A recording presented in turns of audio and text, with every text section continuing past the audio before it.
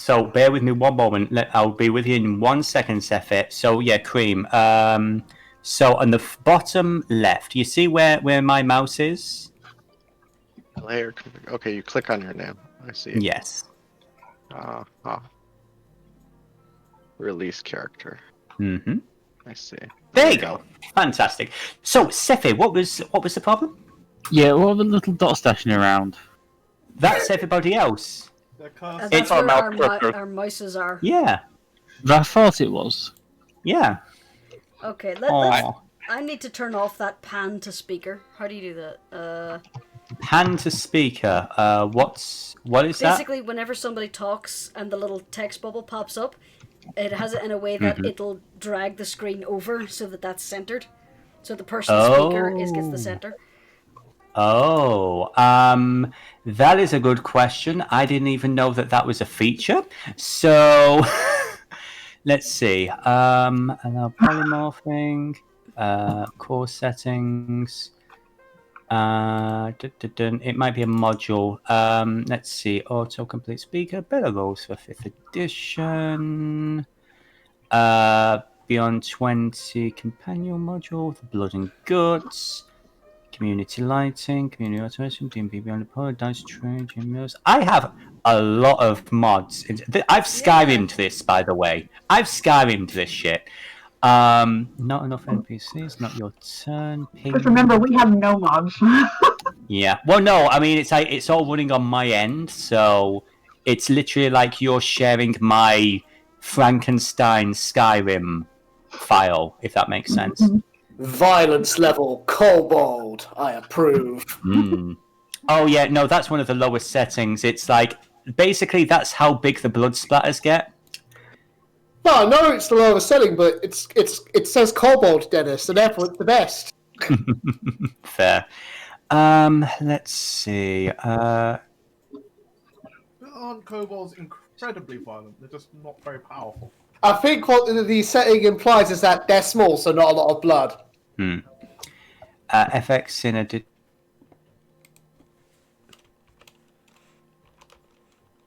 I don't think it's token magic, so I think it's going to be somewhere in the Hey Listen.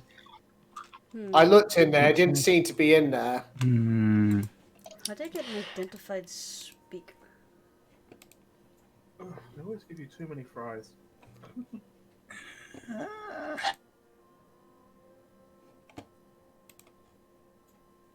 Know that was a particular thing. Bone.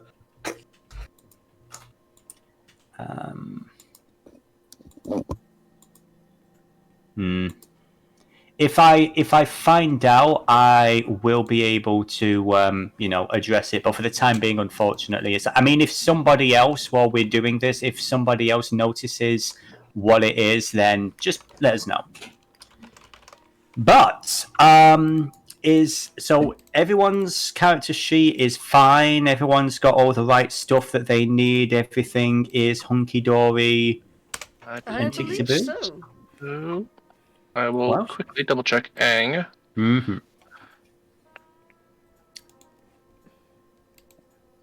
Yes. Dwarfish, Elvish, Goblin. Still no real idea why I chose Goblin, but fuck it. I mean, you live in a country with a lot of goblins. And they love you right now. So, can't hurt. And I love goblins. Acrobatics, athletics, insight, perception, religion. No. Okay.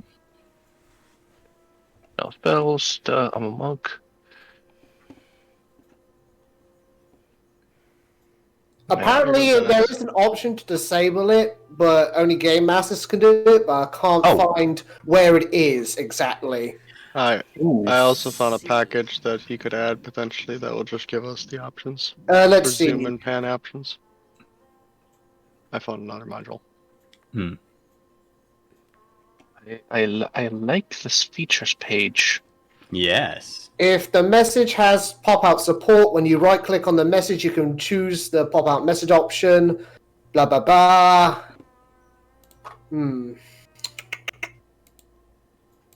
I love how infuriatingly unhelpful this is. Welcome to my week.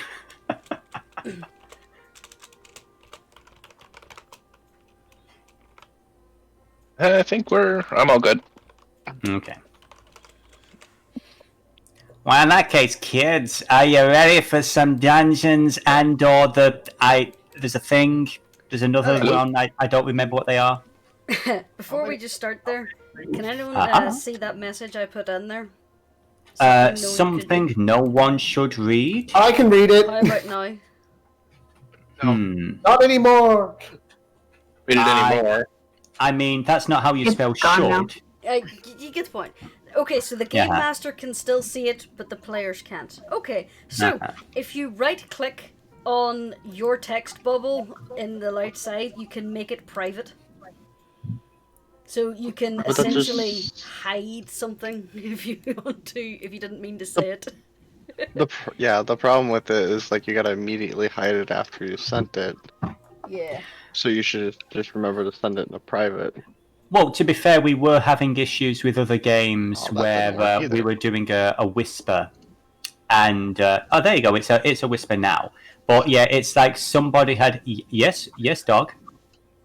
What have I said? Wait, oh, never mind. I was seeing if it would work.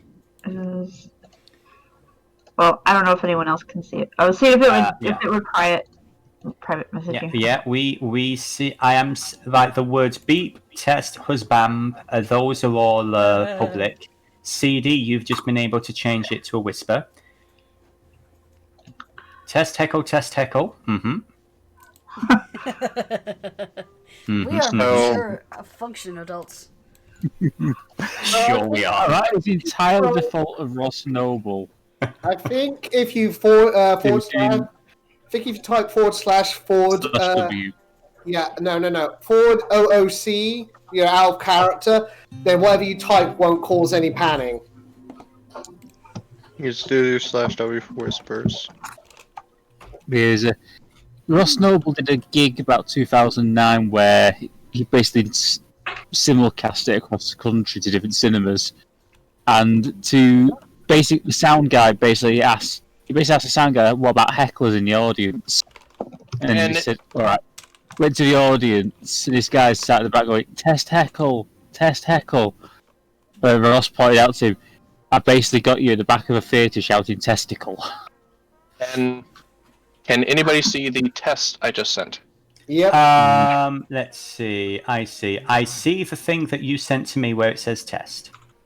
16 seconds ago? 22 seconds ago, and then above it, I see the public one where it was test. Okay. So if you just... It's GM/GM. It's send it to privately to the GM. Oh, just so well, funny. Okay. Yeah, I actually installed some extensions that mimicked Roll20 in some ways, so... Well, unfortunately, in Roll20 had to write Figured out how to /WGM. spin my icon. Oh, They that's see him brilliant. rolling, they hail him. Beat spin. How did you do that? Control Alt scroll wheel actually. Oh, yes. I personally like things like this because it's like I'm facing this direction, I'm facing this direction. Uh-huh. Jurnis had a little bit too much to drink. We get started. But, yeah, it's really good when, Oh, shit does it too. yeah, you can also have, like, instead of giving out light in a 360-degree arc, you can be giving out light in a very thin arc, so it mimics a torch. So that rotation's really good for you moving the torch around. Is Chemise considered an enemy because it's still green? Hold Alt. So yeah, the overlay where it comes to, green, red and all that is basically, I have to manually do that for every single token, and I don't have the time for that. Plus, she doesn't think she's an enemy. No, not at all. Ooh. So, I'm sure Kay doesn't think he's an enemy. But anyway, yes. I think now we've had enough dicking around. Any other problems we can solve as we encounter them. So, welcome to our train wreck of Dice&Dolts with a new system by Foundry, hosted by our delightful Dungeon Master, Dennis. So, with that note, Dennis, would you like to tell us a story? I absolutely would, yes. It's been a while. When last we met... when last we met, the party went to... Let's see. Let's activate you, and... okay, so yeah, one fun thing. It doesn't automatically drag you all over to the map. Let's see. Splash page. If everyone can just click over to Grimscar for a minute, and there we go. We're only waiting on Specky. I see lacks permission to update tokens and parent helping. Huh. I see darkness. Okay. I see You dark. see darkness. Okay. Hello, darkness, my old friend. Yeah, I just see. It's stuck at Come and 80%. talk with you again. Yes. Well, what I'm going to do is I am going to paste all of you in at the bottom of the map. There you go. There we So are. Now we see. you should be able to see. Oh, we fine. see. Okay, so when last we left the party, they had just finished a conversation with Matthias Hill, the bugbear leader of the Skinbreaker cartel. They had recently gone to the small mining post of Dorcasilo that was controlled by the Fermenter cartel. Not the Fermenter, sorry, the Dredger cartel. And that was led by a hobgoblin by the name of Natrix. As we discovered, Natrix was actually a bar guest, a goblin-eating demon that was masquerading as a hobgoblin. For whatever reason, she had been using the Dredger cartel's money and resources to dig deep underground to try and uncover part of the ancient ruins of the lost city of Neliar. The city which was discovered, well, rather rediscovered 400 years ago, surely before this gigantic sinkhole appeared in the city, wiping out half the population. I'm sure the two events aren't the least bit connected. Anyway, the party dealt with Natrix. Along the way, they interacted with a new person, a Tabaxi. We're not too sure what she is yet, but she's, well, we kind of... does the party know she's from the Ogre Sanctum? Tahu does, but does the rest of the party know? I don't think it was mentioned directly to us. Yeah, not yet. Okay, so basically a random Tabaxi who was spying on Natrix. I think Seethe was outed because of a pin. There we go, yes. So I you think all... she's gonna have a word with someone about why, like, people in my line of work have to wear something which gives them away. Mm-hmm. Oh, there we go. I remember now. Yeah. So Hey, I'm yeah, not wearing anything like that. I don't know what you're talking about. you actually are. It's a trench coat.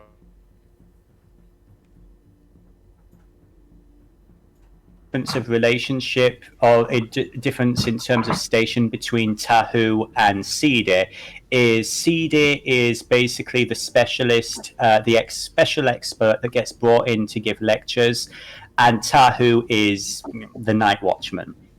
You know, in terms of like college employment.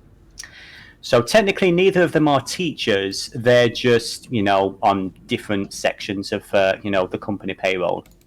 Now, having on the way out of the mine, there was an unfortunate parting of the ways as the patron, the temporary patron of the group, Lady Chemise Mill, the quote-unquote human, revealed herself to A, be undead, B, be a bitch, and C, we love you, D, and C, be in the company of a strange void entity, this weird formless creature of shadow with a multitude of emerald eyes. And the two of them abscond. First of all, poor Icrius was deeply traumatized and paralyzed, left alone in the dark for a little while. He was eventually rescued by his friends. He got to see Chemise and her friend do a very sinister backwards spider scuttle across the ceiling into the darkness. Oh yeah, and she literally grabbed his heart and squeezed some life out of him. Yeah. Permanently. Yeah. Well, we'll see how permanent that was. We'll see how merciful the DM's going to be. Ha! That's promising.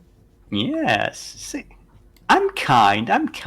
But anyway, so the party have brought Matthias up to speed on the fact that there was a bar guest in his community, which everybody who is a goblin is advising the group to keep that shit quiet, because that is the one thing that will really set a panic in this town. There was also connection to the brother of Natrix, a member of another cartel, the Brine Runners, Glitz, but he is apparently being dealt with by the other cartel leaders. Matthias says he's putting the word out, so to speak, in regards to that. Have a quiet little chat with them to figure out what the hell is going on there. So, the party, I believe, were in the casino and were getting ready to leave. And poor Icarus was being comforted by two adorable puppers. Tears pouring down his face. Mm-hmm. So, you are inside the casino that is owned by Matthias Hill. Is there anything you guys wish to do before you vacate the premises?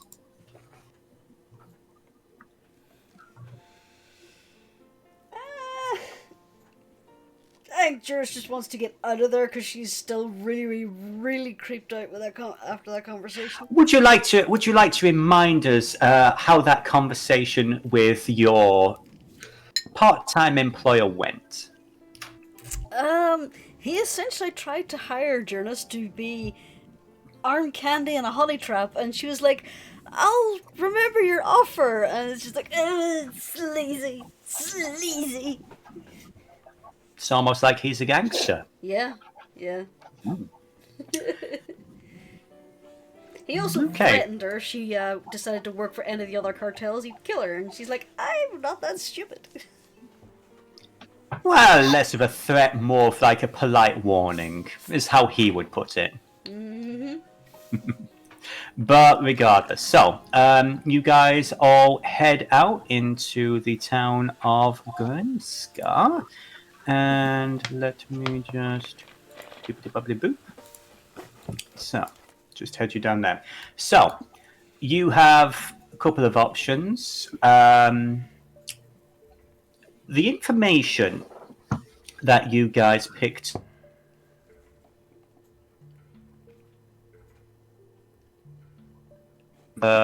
what you learned, or would you like the DM to remind you? It's been a few weeks. It If you has could been remind us. Yeah. The long and the short of it is,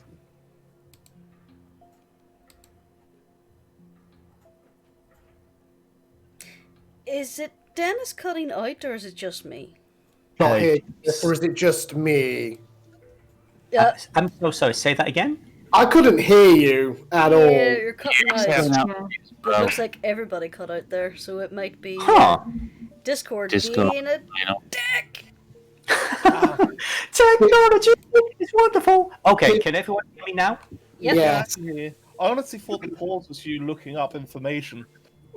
Yeah. Well, I mean, you know, my brain is definitely trying to reboot itself. I will say that. But anyway, yeah.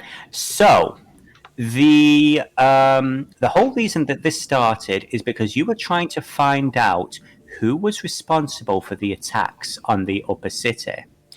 There were a few different explosions that went off at the same time throughout the city, but one of the biggest ones was in the Memorial Gardens during a memorial service for the 400th anniversary of the sinkhole that you're currently standing in. Now, there were a large number of fatalities, the majority of which happened to be a bunch of Veril families. Now, Veril, for people who don't remember, they are the rat folk.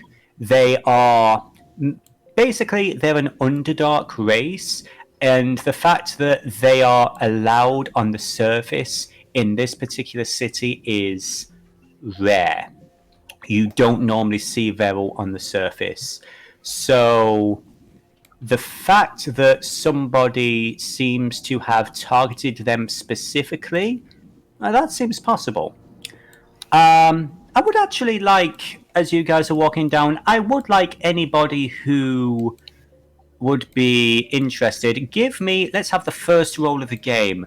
Let's have a history check, because the reason I mentioned the Veril is that one of the things that you discovered in Natrix's notes is that she received a receipt, a very large payment of obsidian and precious gems, and that was from someone on the Veril Council.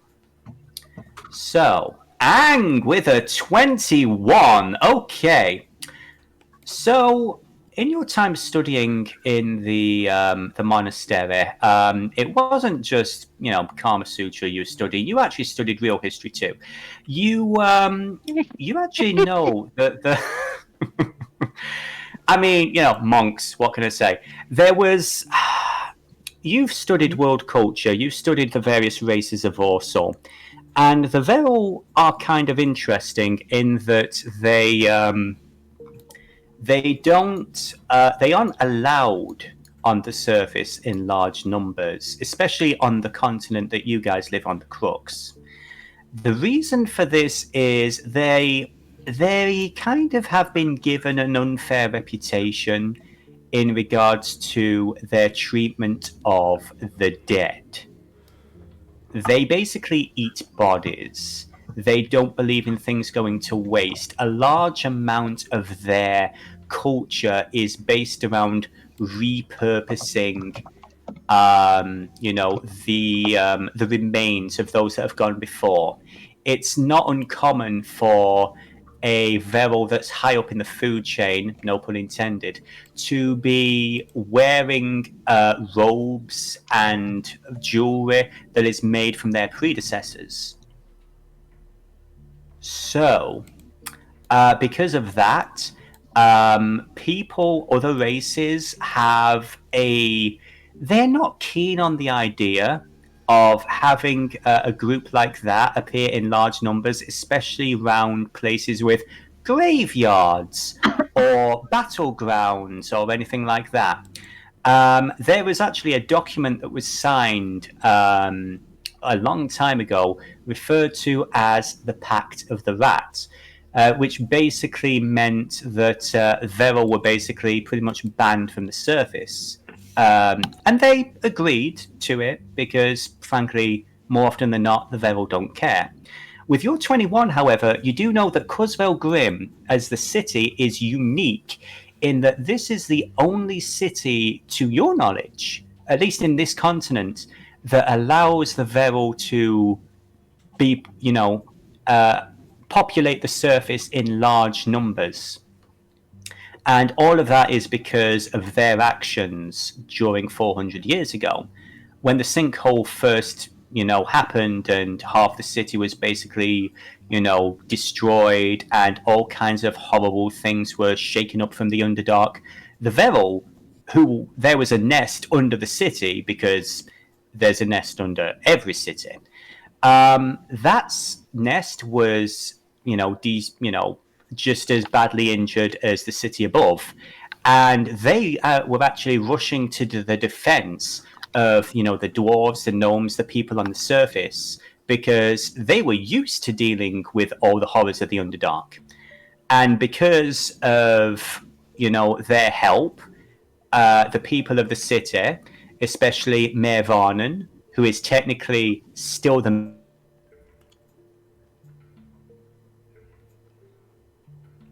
You broke up again there, Dennis. Hello? their nest into the surface as a continual protection against... let me just shift-click you back there. A little bit there. You're cutting out I'm cutting out a little bit? Yeah. Yeah, everyone did. Yeah. Oops.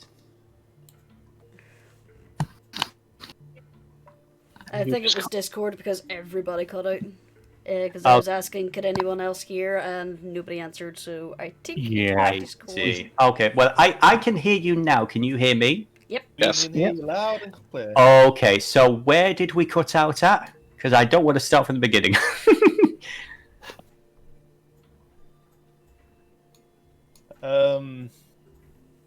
There was a Pact of the Rat. There was the fact that the Veril came up to the surface. They helped save the surface folk, and the surface folk basically said, "Yeah, all right, fuck it, you're allowed up here." Yeah, I think that's how far you got. Okay, this is a unique situation. This arrangement does not exist anywhere else on the continent, as far as you're aware, Ang. Now, when you were in Natrix's lair, some of the notes basically implied... Yeah, basically you saw a receipt that was signed by someone on the Veril Council. Now, this would imply that one of them basically tried to wipe out a large number of their own people. Why? You don't know. But what you do with this information now is... It's all up to you guys.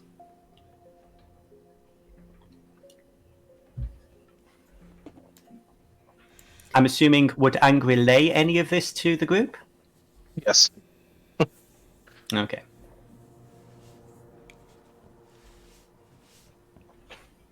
I mean, this is all in the documentation we found in the... in Natrix's lair. Right? Pretty much, yes. It wasn't all in one big document. This is the plot. It was more a case of you guys spent half an hour looking at different bits and pieces. You basically did a little investigation. You put 2 and 2 together. And this is what you would believe, given your roles, because the investigation check and all the different separate elements. You think this is probably what happened. You might be wrong, but that's what it seems like. What do you think, Wex? Should we tell Margot about this? I think that might be a good idea. Well, the Fies did say she was looking for you. Do you want to go today, or do you want to perhaps have a bit of a sleep first and talk to her tomorrow? That is probably the best idea, Jurnis, because frankly, I think we all need a bit of rest. And I think the bird needs to lie down a little bit. You all right, Iggy?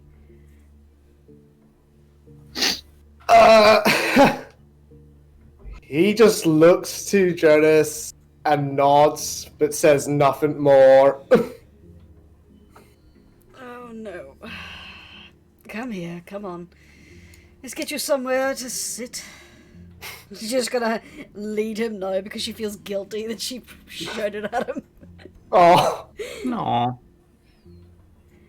So the question is, there are several places of refuge that you could go to.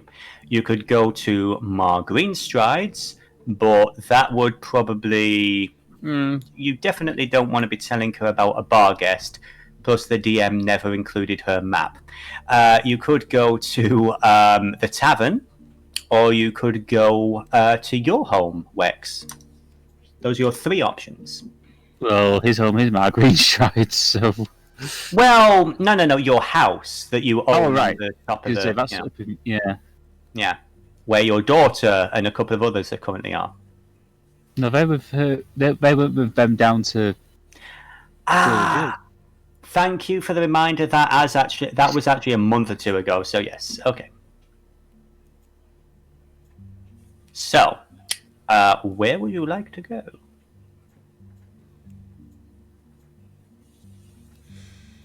Well, I'm going to assume that Scully doesn't want the strangers steal an Iggy in his house just yet. So, to the usual tavern. Mm-hmm. Okay, so to the Tardy Tyro you go. You guys head down Main Street. Grimscar is pretty much the same as it ever is. That weird feeling of it's almost like Venice without the water. A lot of houses built on stilts. A lot of verticality. A lot of streets going up and down and wrapping around buildings. Eventually, you get to the large lift. I assume, who is paying the 5? Oh no, it was the 1 gold. Jurnis will foot it. Okay, so now how many of you are there again? That's going to be a grand total of 1, 2, 3, 4, 5, 6, 7, 8. That's a point, actually. Arcanist, are you a dog or are you Arcanist? She's a dog. She's in You are dog form. Okay, so that's 1, 2, 3, 4, 5, 6. That should just be 7 gold altogether. Make that 6 because Icrius is paying for himself. I'm paying for myself as well. Mm-hmm. Allow me to keep some dignity today. Free ride? Thank you.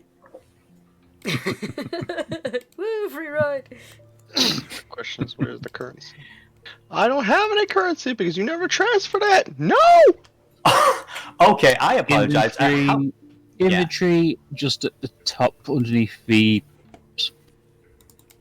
I'm pretty sure Skullfish have more than 20 gold. Nothing. Yep. Yeah, you actually don't have anything there. Okay, so when you get a spare moment, take a screenshot of what you should have. 51 from my PDF, but I'm Okay. gonna just go see if I can log into the Roll other 21. thing. Roll 20 and just go. Again, if you should be able to manually edit it yourself. Yeah, I just need to go figure Okay. out what the number is. I just don't have a number. Gotcha. Okay. So, How much did Matthias pay us?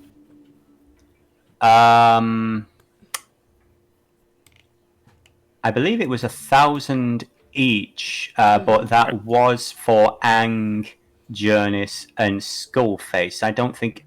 Oh, and Graz. I don't think anyone else really was part of that whole assassination squad. Alright, so No. after I pay the 1 gold, I now have 50 gold. Okay. The most Icarus got was a threat to break his wings that he isn't even aware of. Mm. It's nice to be thought of. It is, isn't it? It's almost like when you deal with gangsters, this shit happens. Anyway. When Jurnis deals with gangsters. Mm-hmm. So, you guys head onto the lift. A little bit rickety, a little bit dirty, a little bit noisy. But eventually you get up. You make your way across the outer wall.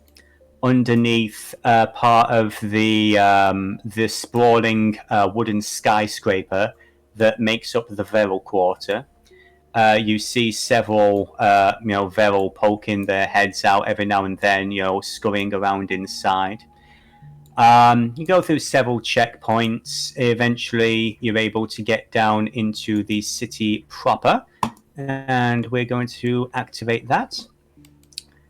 So yeah, slight sidebar for a moment. I do notice that for whatever reason, it doesn't automatically transfer everybody over to the new map. You guys have to manually do that. I do apologize, but yeah. But eventually, you find yourselves in. We can't see anything. Oh my gosh. Yes, because I need to give you the tokens every single time. Okay. Boop. Yeah, just says at the bottom of the screen every time. Who cares? I like we're doing anything. Yeah. Okay, yeah, one well. thing. Please to Yeah, leave can- Specky down there as well. Because Oh, whenever I select okay. Specky, I can see the whole map, but if I need to do actions, I need to select Jurnis. Ah. And Jurnis Okay. doesn't have any sight. Okay. Wait, what? Specky's too Yeah, far Jurnis down, then I has can't see the limited whole sight. map. Okay, I didn't realize that the view was 1 second. Global illumination on the big maps because that should be There we automatic, go. but for some reason it isn't. Can you see the whole map now? I can, yes. Okay, again, let me know if there's anything you can't see that you should see, like the world map. There we Again, we're learning! It's on you! So, you guys eventually find your way into the city proper. For once, nothing's exploding, nothing's on fire. You do notice everyone's still very tense. There are guards on every major intersection. Getting into the city proper, of course, when you get out of Grimscar and you're out of the goblin-controlled sections, there is a... Thank you, Jurnis. Let me just scoot you back up there. There is a... there's still that definite air of people are waiting for something to happen, waiting for something to kick off. But eventually, you are going to find yourself over here at the Tardy Tyro Tavern. And let's see, pull to scene. Am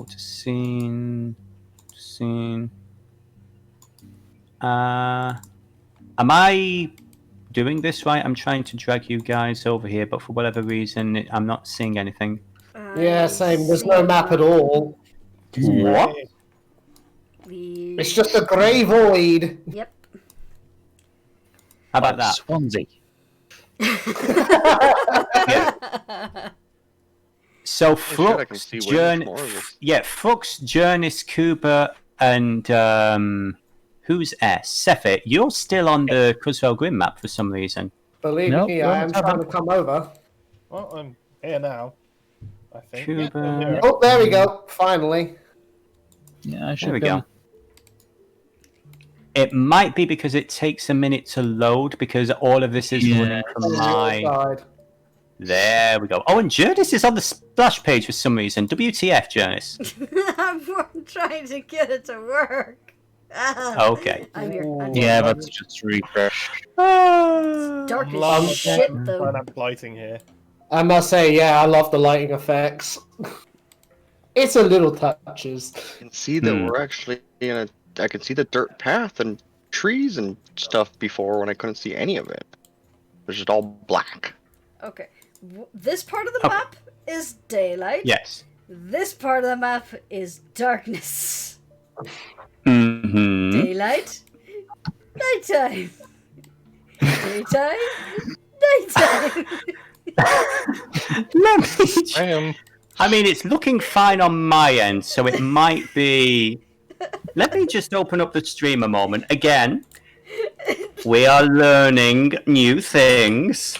Bright light, darkness, bright light, darkness, bright light, darkness. Okay, Mhm, on my mhm, screen here, mhm. I can see the outline of the lightings is way over here. What the hell? Oh, yes, I can see that. What the hell? That's not right. I'm looking at it on the stream. That is not correct. Let me pull this up. Oh, now Yeah, I'm look at the curious. stream. Who What? rotated the potato?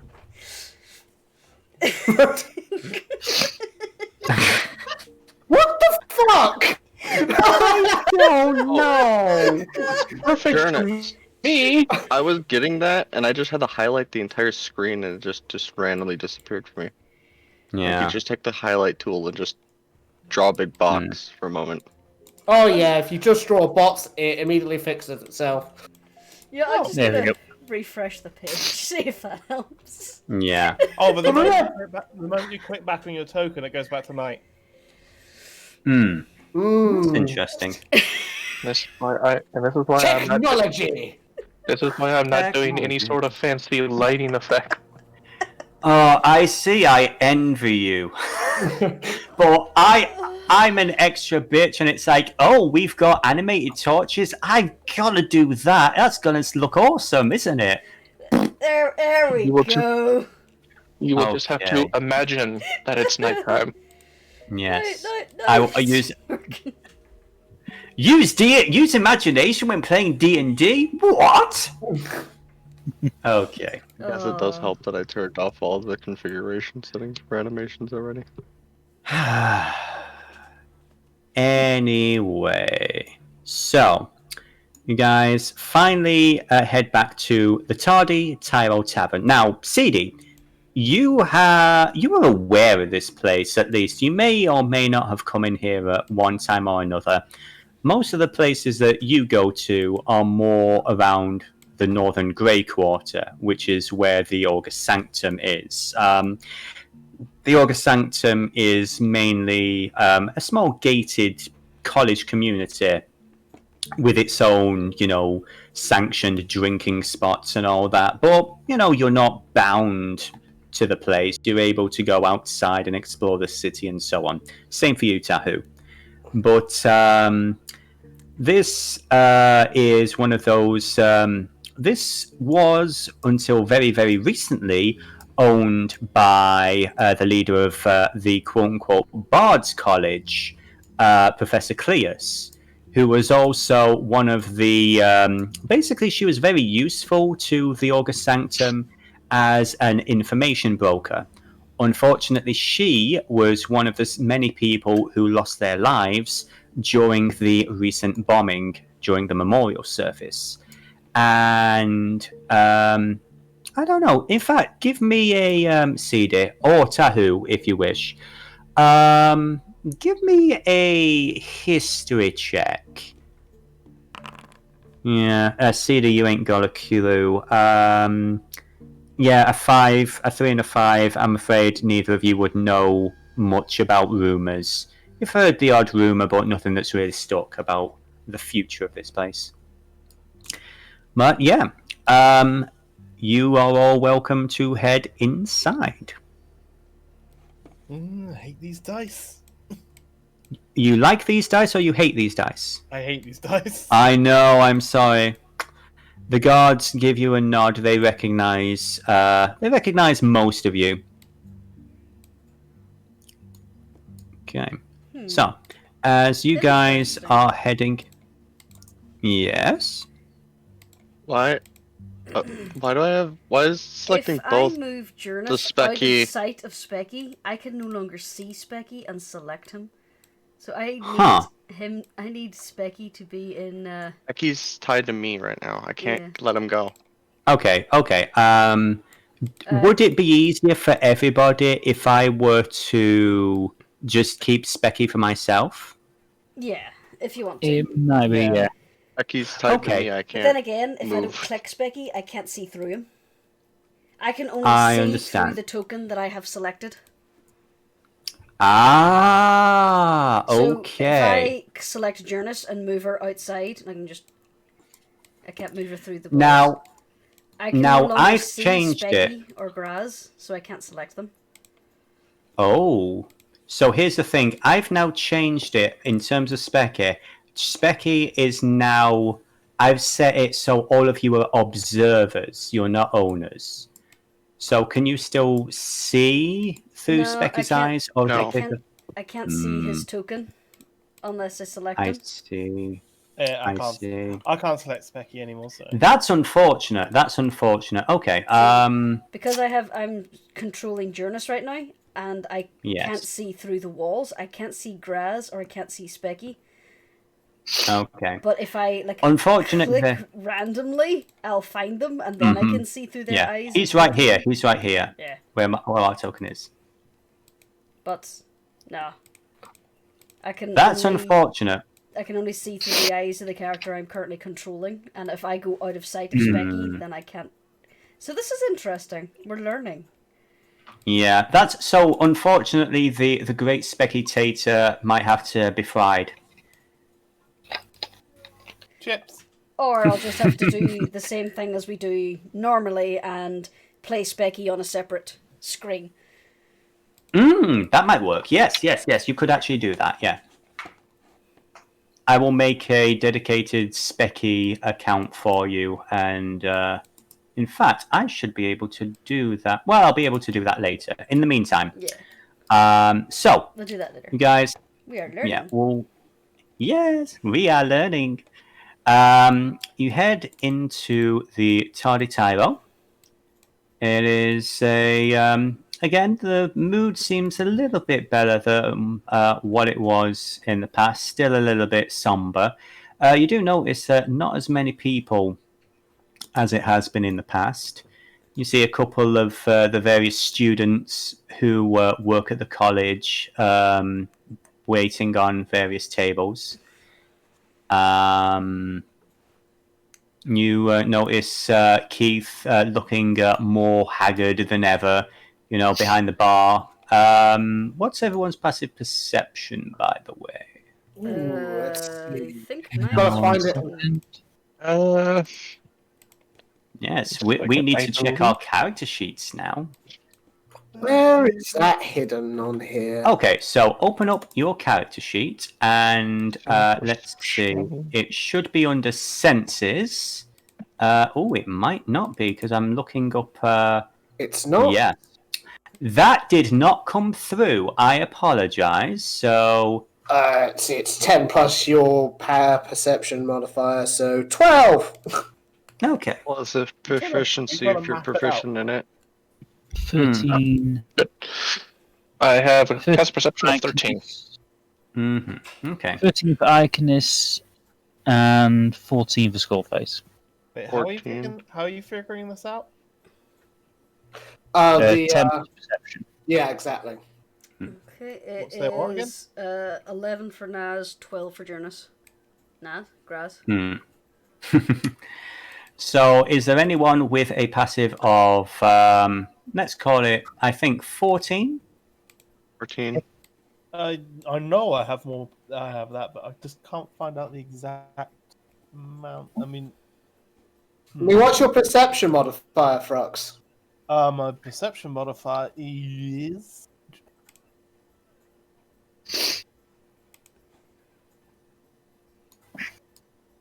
Oh, there it is. +4. So your passive is 14. Oh yes, that's right there. Okay, there you go. Well, in that case, I'd say Seethe. Again, you don't know them so much, but you do notice that the barman is having he seems to be getting more and more frustrated with one of the barmaids who's kind of smirking a little bit before walking off. Doesn't seem to be, very well trained staff here. I hate to distract from the scene, but I just realized that there's actually passive scores for all your proficiencies here, and I dig that. Where exactly? Right beside the modifiers, so it says acrobatics, dex +3, and then it has 13 beside it. The passive score. In grey. Interesting. Yeah. I was trying to figure out what that Isn't kind that of meant. the... Yeah. Yeah, Oh, okay. That's your Yeah, that's so passive useful. rolls. A lot of people forget you can use passive rolls for a lot of things, so neat that they put it in there. Just out the gate. I wonder how you'd use passive strength. Well, if say Carrying capacity. say if a character had a passive strength of 15 and there was a door with a DC 15 score, you wouldn't ask them to roll it because they'd be strong enough to break it. So you just say, "You break the door." Passive strength is also carrying capacity. While you guys are talking about that, just gonna pop in real quick. Hey guys, I sent you a message, Devillo. I sent you a message, Devillo. Yeah, thank you, ma'am. Yeah, you're more than welcome to hang in the chat and everything. What I can do, like I say, we're having, like I say, we're still getting used to the system. But if you watch through the stream and everything, I'm sure I can work something in towards the end. In terms of like Chemise herself, but I don't have any plans. Oh, no problem. Then If that I'll makes just sense. watch the stream. I just wanted to let you know that I am still on a quarantine. I will watch the stream though. I won't pester y'all in the chat. You guys take care. Not a problem. Thanks for joining Okay. us, Horn. We appreciate you. Adore all you guys. Likewise. So yes. So yeah, that's basically what you pick up, Seethe. Just that little bit of random, slice of life. I would say as well, you do have a report to file at some point soon. Yes. So what is it that Seethe actually wants to be doing right now? Because she did kind of encounter these strange people. They kind of got in the way of her job. And, She kind of promised to help him out with the Lich, I was assuming it is. Basically, she just wants to find out where we should rendezvous when I come back from the college. Okay. Is that a conversation you people would like to have? Okay. So I have to file my findings to my superiors, but I do intend to help you. Is there anywhere you wish for us to rendezvous?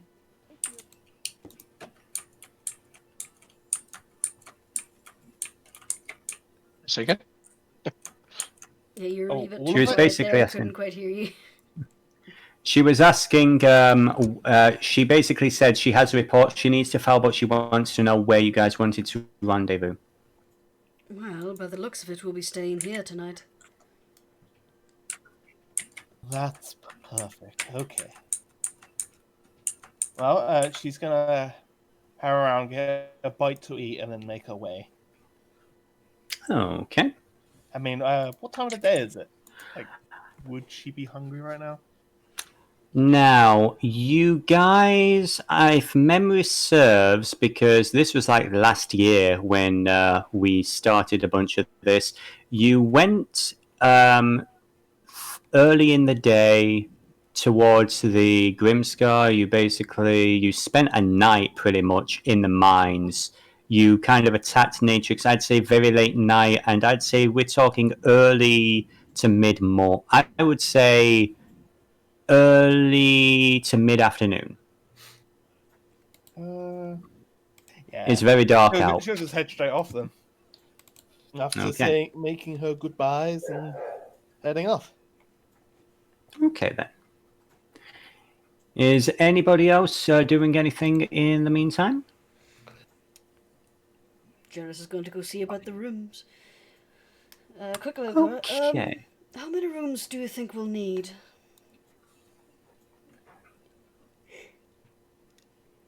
Who is this to? The group in general. Are you staying with us, Scully, or are you heading home? I think I'll head home. Alright. Is Arcana still a doggy? Yeah, she's going to stay with the party, though. Okay. Let me actually just, because we have status effects, where's the one for polymorph? Because there is one. I know there's one dedicated for polymorph and everything. Let's see. I would just say that you are now a dog. Woof. Orf. And Tahu, will you be staying with us as well? Yes, I will. Alright then. And what about you, Sir Icrius? Would you like a room to yourself, or do you mind sharing? I have no issues with sharing. I just need a bed for the night. All right, who's with who? Well, I hope you don't mind. I'm going to be with Jurnis, if that's all right, gents.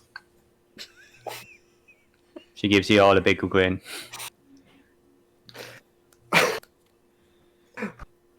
Sir Ix can't help actually crack a small smile at that. Not that you guys aren't handsome and all. I mean, for fellas, but yeah, I think we've had that conversation. Suit yourself, Lady Grass.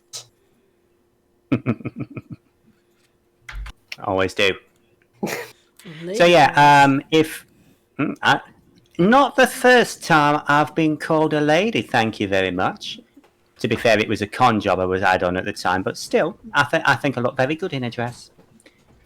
So yeah, us two are gonna take one room, and then you two gents, you want to take one?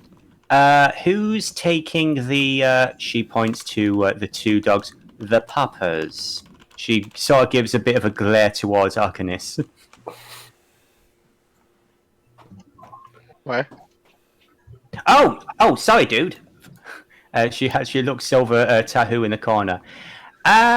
Yes. So, do you want a room to yourself with the pets? Right. All right. No worries, mate. So that's going to be 3 in total. All right. Keith, are you busy there, friend? Be right with you. Last time I said no. That was towards a large orc woman that he was having a conversation with. You see a lute strapped over her shoulder, and she looks like she's been having a little bit of a drink. She was having a bit of an animated conversation, but he basically is just like holds up his hands like, I'm done with this, and he just heads over to you. Yes, hello, yeah, Jurnis, yes, what can I do for you? Walking over, I want a little insight on that orc. Is she being aggressive, or is she like trying to get something out of him? Your insight check. Let me just bring that up. Yeah, a 12. I'd say with a 12, no. You can tell she has been drinking a little bit, but she's less aggressive and more excitable. You get the feeling that she's looking to either sign up or find work, and he's just like, nope, not hiring right now. Give me a history check as well, just for the sake of it. Since you're the one paying attention. Nat 20. You recognize the orc and the elf, actually, who's sort of like very diminutive and in the corner next to her. She was performing at Mar Greenstride's the previous night.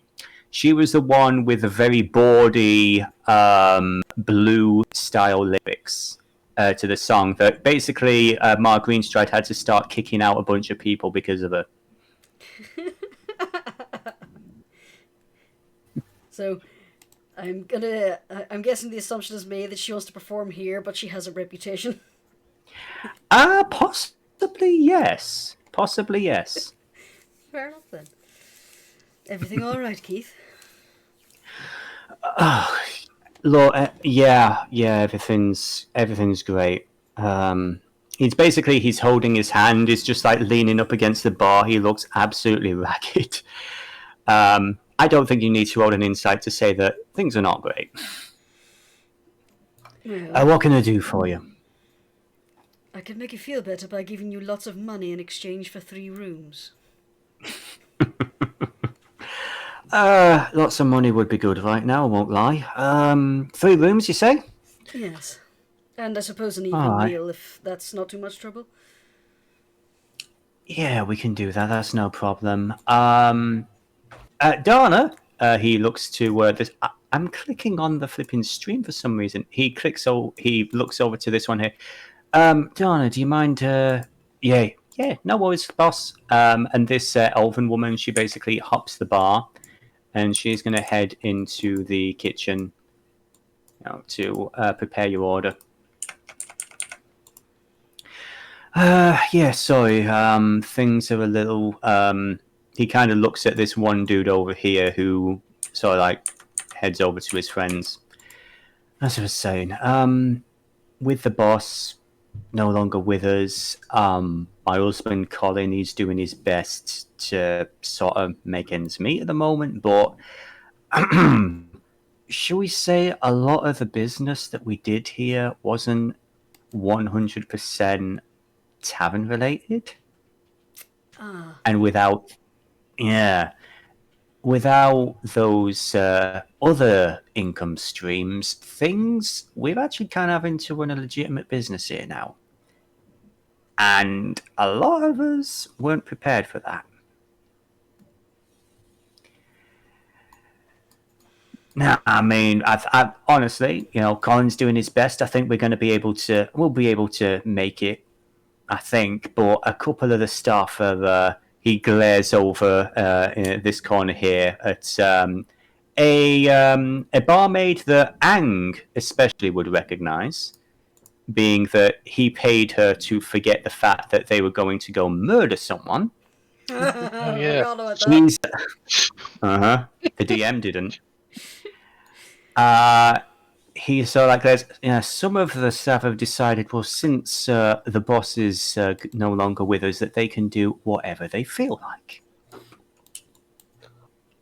Well, then fire them. Get better staff.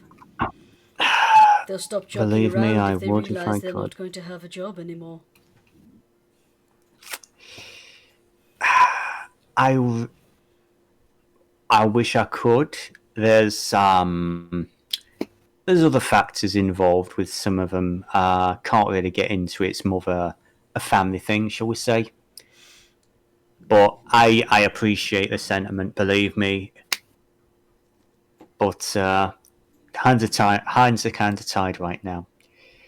But yeah, we'll survive. We'll survive. I will say I'm sorry, but for the time being, we don't really have work.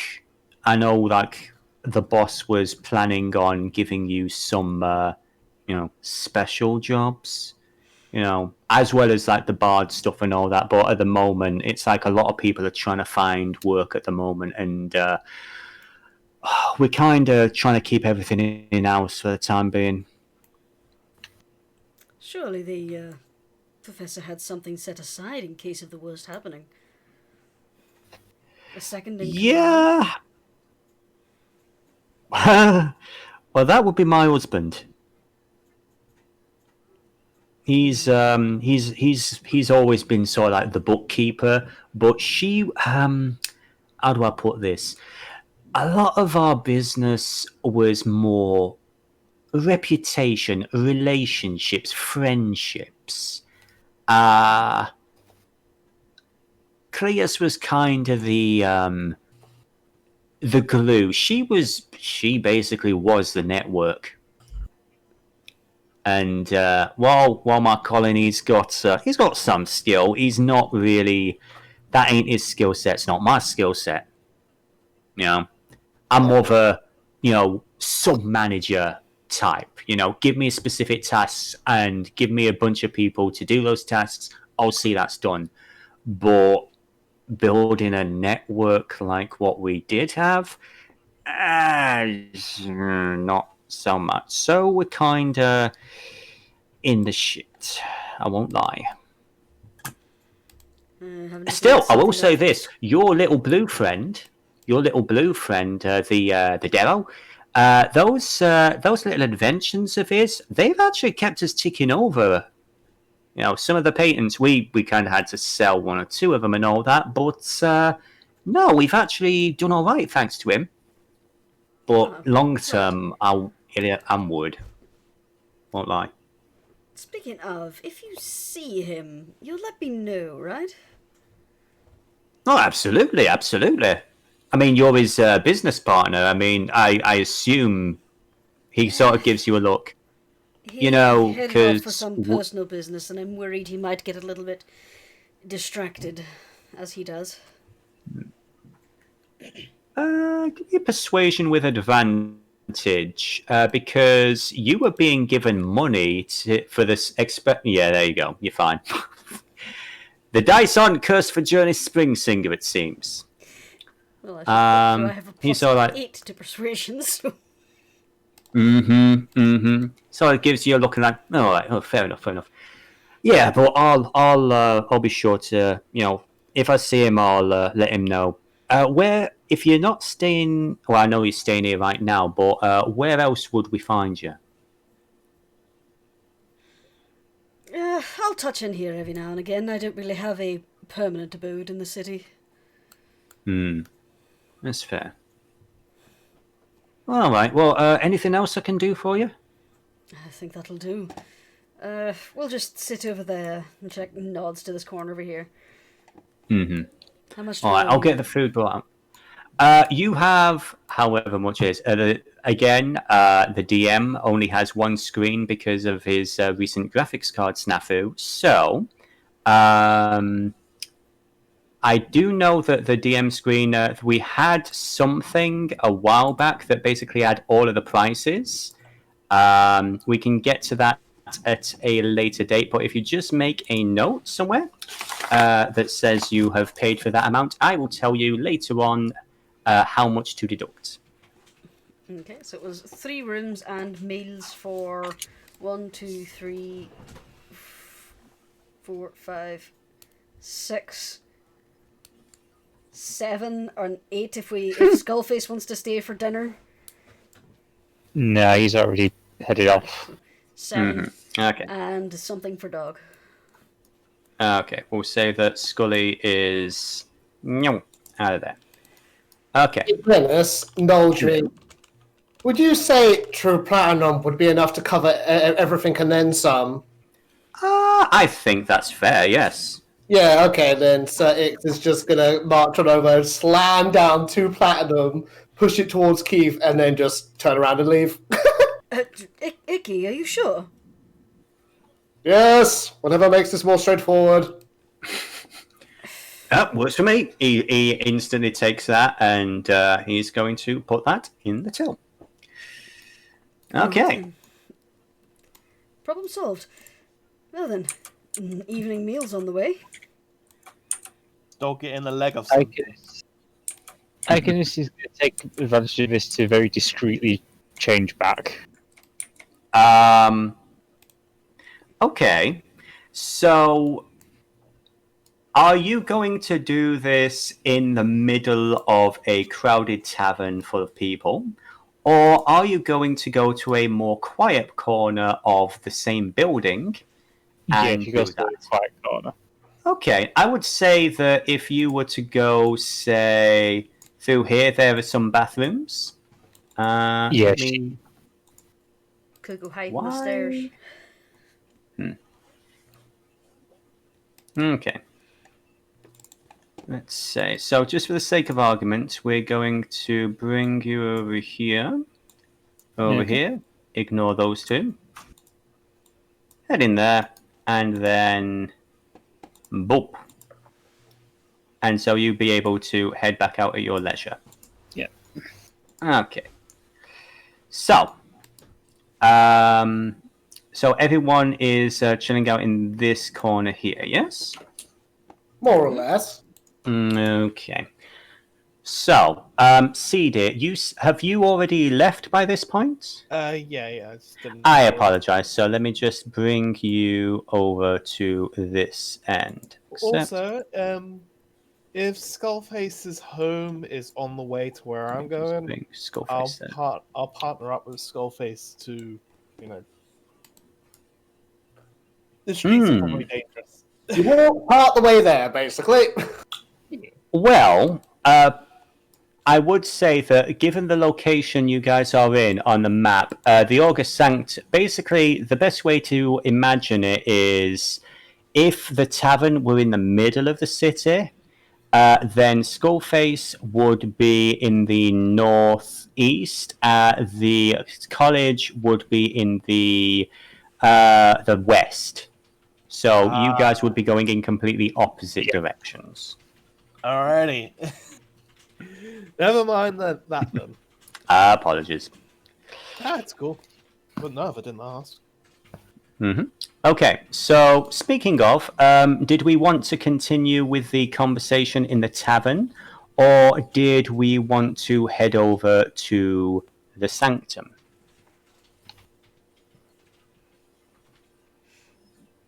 I hear no opinions for either. Done here, unless Ang or Tahu or Icrius wants to do anything.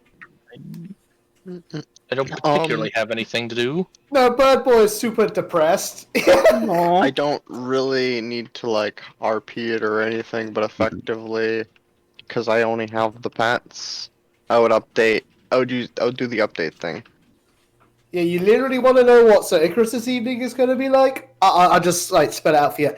He's going to eat, but it's literally going to be that kind of eating someone does when they know they have to eat something. He doesn't want to eat. He knows he has to. So he's picking at it and taking his time, but not eating very much at all. And when he's like, okay, I've done the bare minimum of eating, he immediately goes to bed. That's it. That's fair. It's been one of those days. So, in that case, let's head over to the other side of the city. And let's see, boopity boopity boop, to the a place that is known as the Grimbane building. So, as I would actually say as well, because Specky, so before we begin, because Jurnis is not a part of this scene, do you want to keep Specky Tate? Do you want me to be dragging Specky Tate around with Seethe? I can't see Specky. Okay. So in that case, Loaded. On the page yet. Okay, bear with me a moment.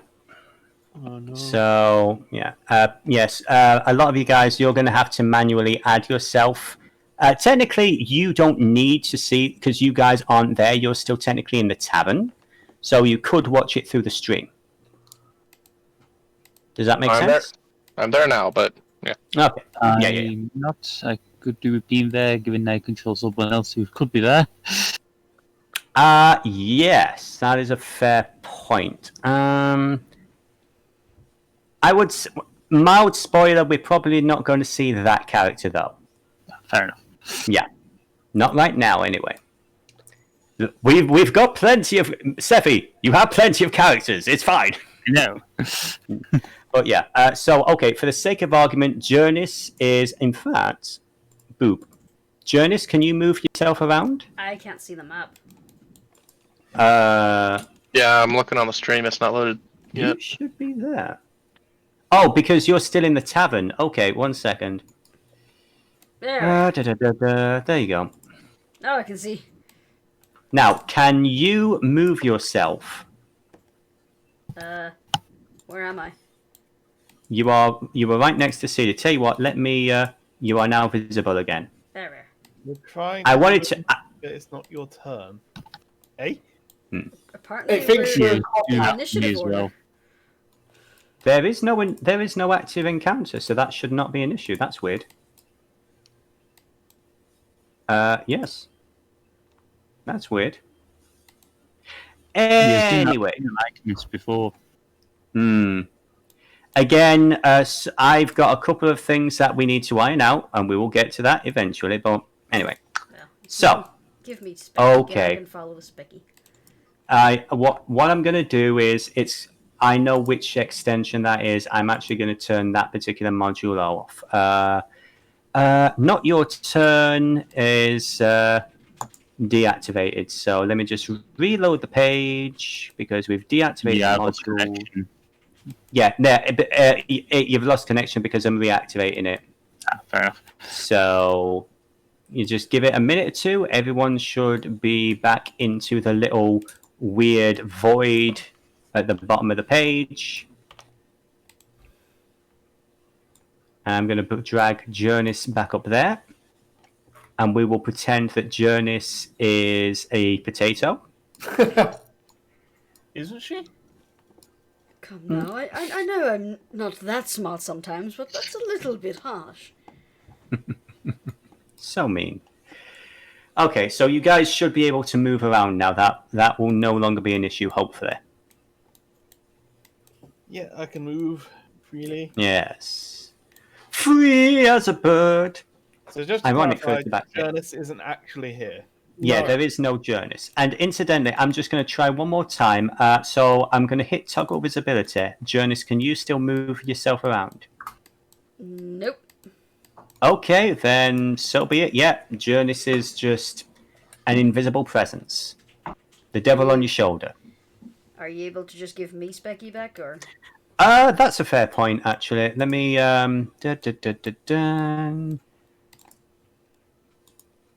Technology, it's a wonderful thing. Spectator is going to be configure permissions. Is going to be owned by Jurnis. Okay.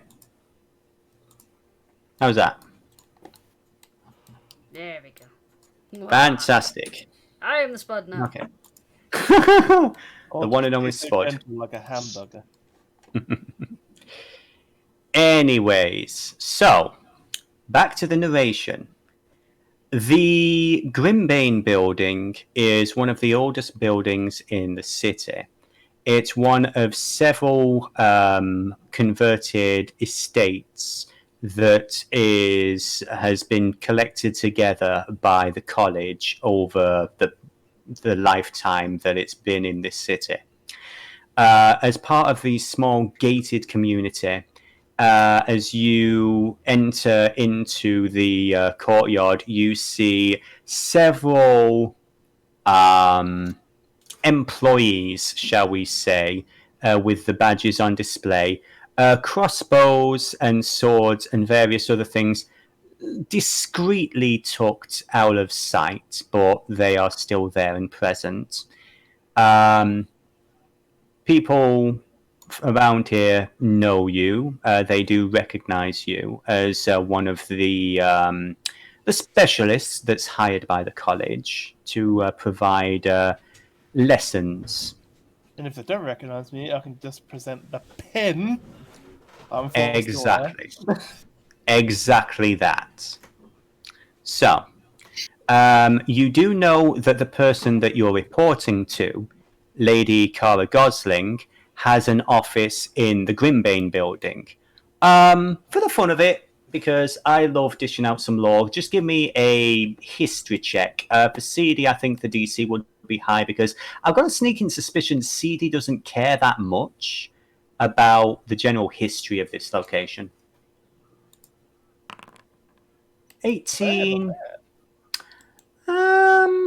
It's not a bad roll. Yeah, okay. I would say that you do know that the Grimbanes was apparently this really old dwarven family who had something to do with the early days of the city, like close to 1,000 years ago or something. But other than that, it's a rosebud.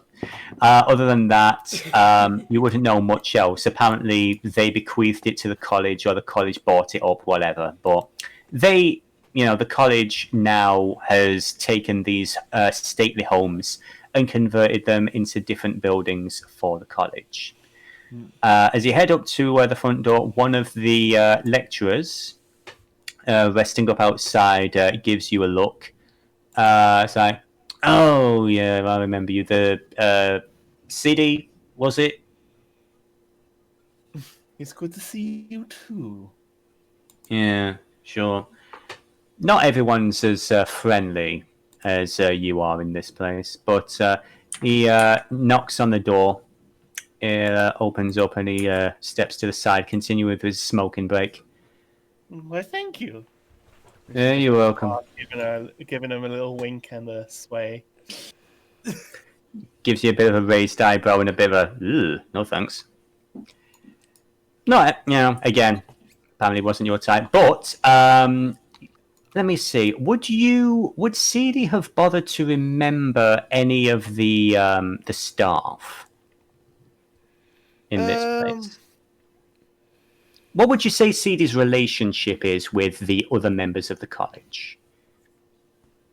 Well, I'd say she's she tries to have some relationships here, just not Mhm. to seem too suspicious.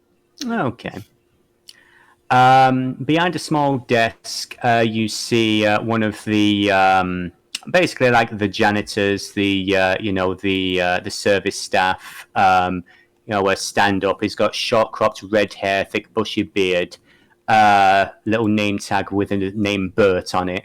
He nods and says, "Yeah, Mom, how can I help you?" Yes, Bert, is it? Yes, that's right, Mom. How can I be of service? I'm here to report my finding. I'm so sorry. Report to who exactly? DM, who is it I'm reporting? It was to Lady Cara Gosling. The fine lady Cara Gosling. Oh, right, Lady Gosling. Yeah, no problem, no problem. You just bear with me one moment, and he's going to check in his notebook. Right, I think she's in. She's just wrapping up a meeting right now. But yeah, you just follow me, and I'll be right with you. And he's going to head on through here. And by the way, Specky, you are stuck outside. I'm coming. There we go. Okay.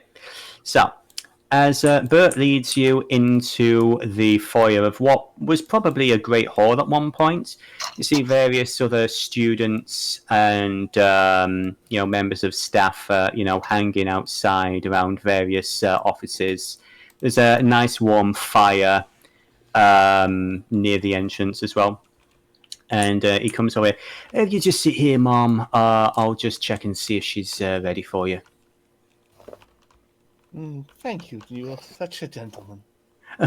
We do our best, Mom. Thank you.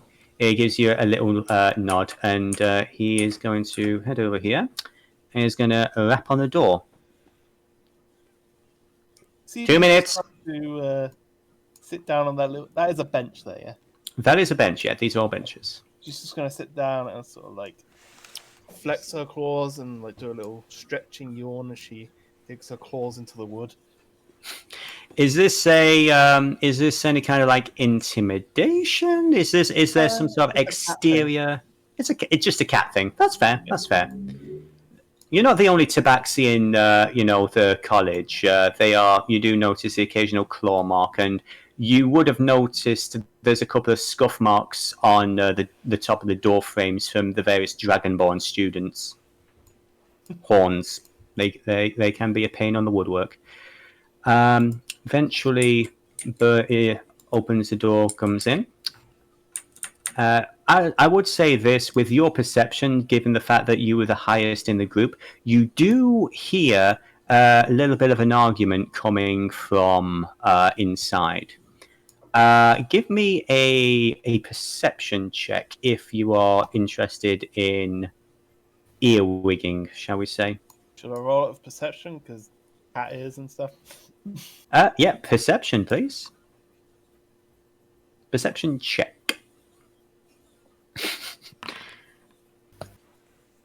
Yeah, it's a roaring fire. There's a bit of a conversation going on with the other students. The DM finally remembered to actually have the right music playing. There we go. Say that again. Perfect. To boot up soundscape. So yes. After a couple of minutes, door opens, Bert heads back out. She'll be right with you, Mom. Thank you very much, Bert. He is going to head back. And after a moment, you hear some more footsteps heading towards the door. And coming out, you see an elderly human-presenting gentleman. He's wearing. Well, let's be honest. In this world, who can tell? He's wearing, especially after that whole thing with a lich. He is wearing dark tinted glasses. He has a pencil-thin moustache. His short hair is slicked back. He's walking around with a walking cane that is so clearly a sword stick. I would he say appears to be going. not quite. It's more, oh, I say.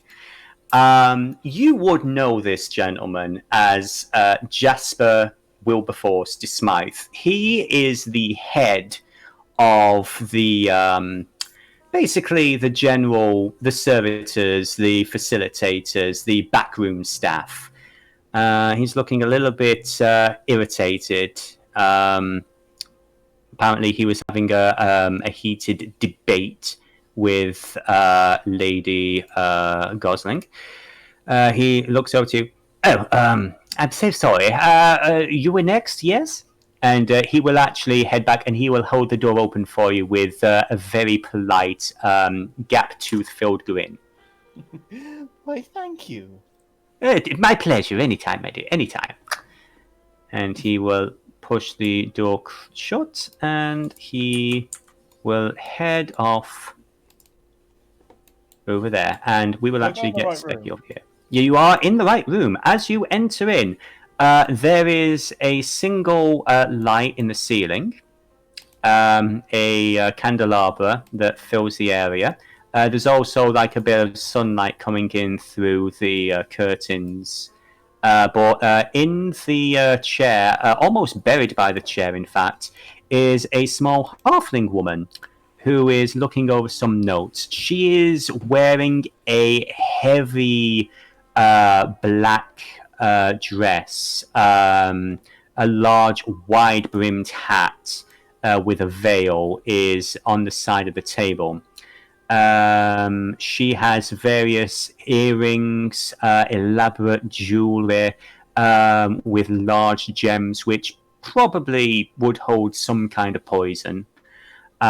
This is Lady Cara Gosling. She is basically the vice president or the assistant headmistress of the college.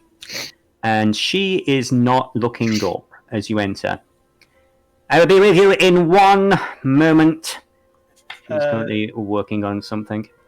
Seethe would just like to sit kind of like flippantly on the corner of the desk, and maybe just like lift one. Are there any books on her desk? There are a few. It does look like she's trying to. She's either grading papers or she's going over some notes or something.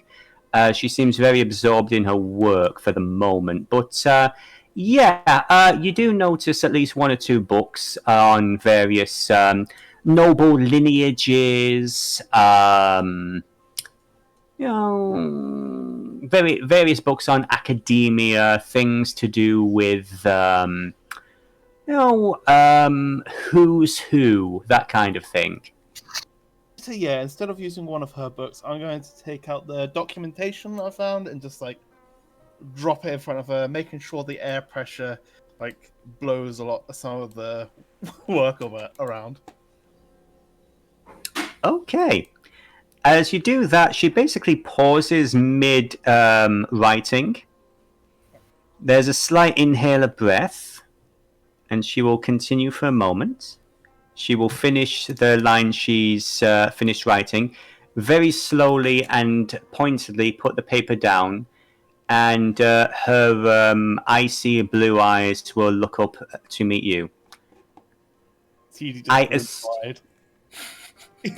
assume you have completed your assignment, given the fact that you are here alive. In a manner of speaking.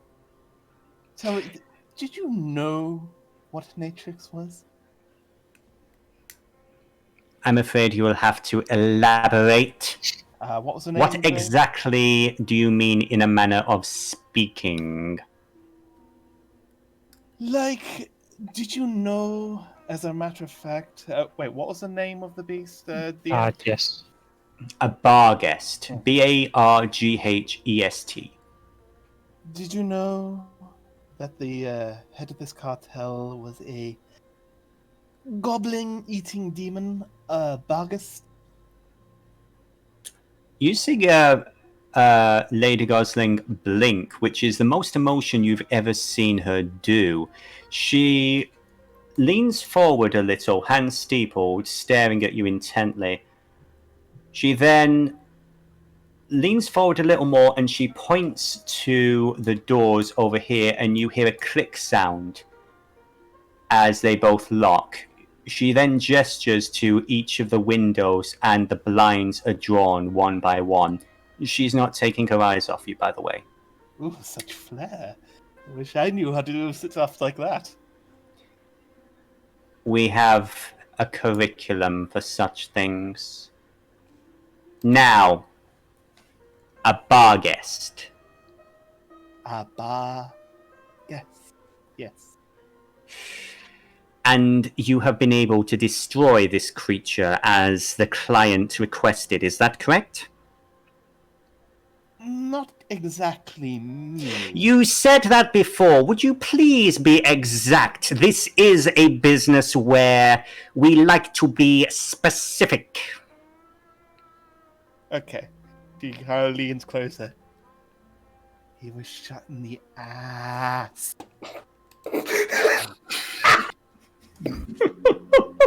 I love that. Specific enough for you? Your proclivities are your own business. Is the creature dead? It turned into a pile of something. I mean, people tend not to do that when they die. Demons, when they are reduced to nothing, would incorporate. Yes. Do you have a sample? Were you able to retrieve anything?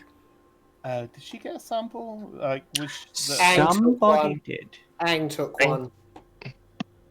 Yeah, Ang did, but he still has it. So you yourself do not. I'm afraid I do not. No, I don't exactly want to dirty my paws with that foul-smelling substance. Unfortunate. Apparently those are very valuable to the right buyer, but no, this is very concerning. The idea of a bar guest being related to a cartel of goblins. I don't know why I've slipped into this voice. Well, at least the job was completed. I appreciate that. And the documents that the client asked for. She just picks them up and slams them again. Indeed. So, was there anything else? Any other complications? There were, to my knowledge, at least one group of individuals who were headed in that direction.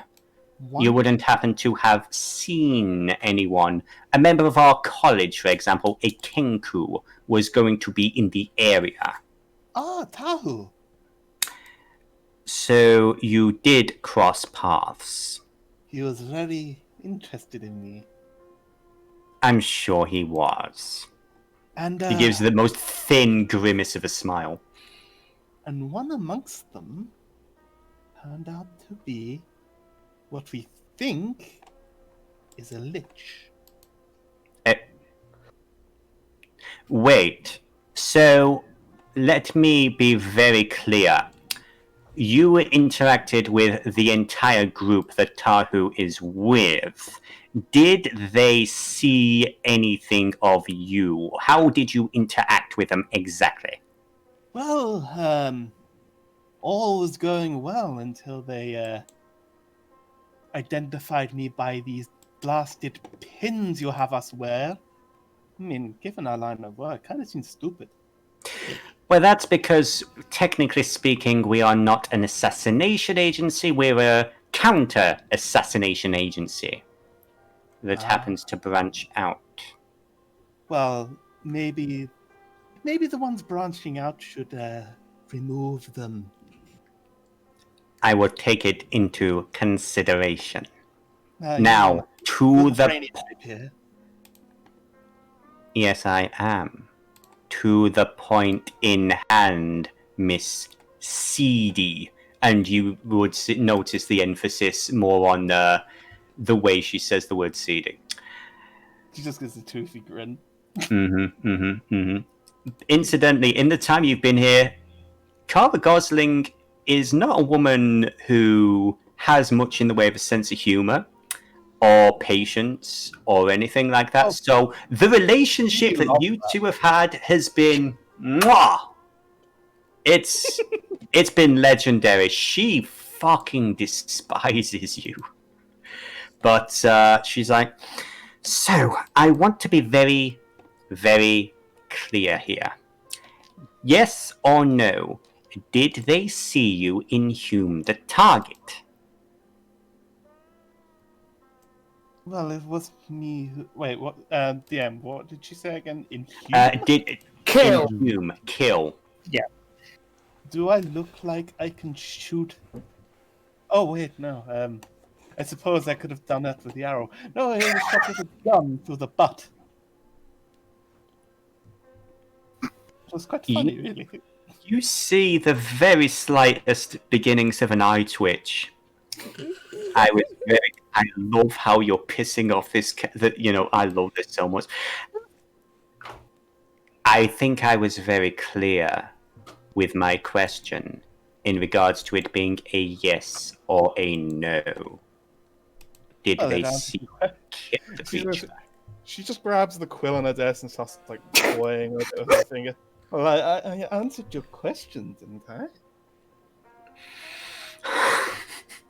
Okay, let me just bring up her character sheet. Okay. Before you pissed her off that bad. Think we Yeah. need for 2 sessions? Yeah. Fortunately for you, I don't think I brought her into the. Oh no, I did. She's right here.